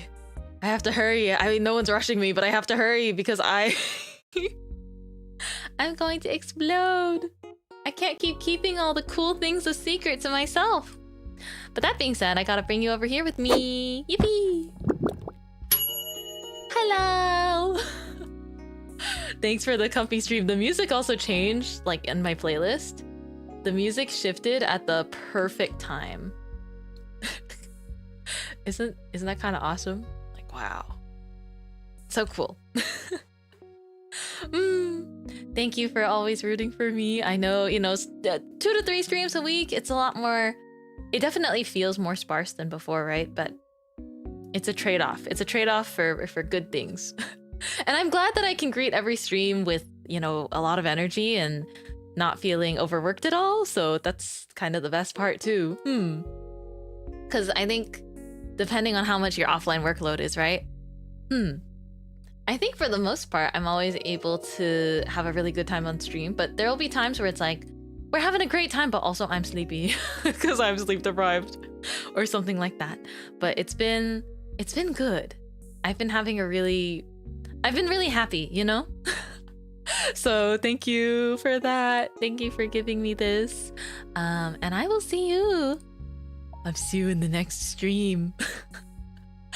Yatta! I will see you soon. If I am to be real with myself, it's probably gonna be Fields of Istria. Okay. If I'm to be honest, we will probably farm next time I see you. Oh. If I have it in me, maybe we will co-work before we farm. But honestly, we're probably gonna farm. And I might just grind work offline. Well, earlier we talked about the Go Bakery a little bit too, but I'm like, what if I just open it even when I'm not streaming, you know? I would be willing to just open a room for flower friends, like while I'm literally working. So it wouldn't necessarily be a stream, but it would still kind of just be like, let's lock in together. That kind of feeling. That could be an idea. It just crossed my mind, but thank you for the fun art stream. Very comfy. I hope you have a lovely and comfortable rest of your week or rest of your weekend. And then I hope in the coming days you continue to eat something yummy and take care of yourself. You're very wonderful and you're very loved, and I appreciate you so much. I will see you next time.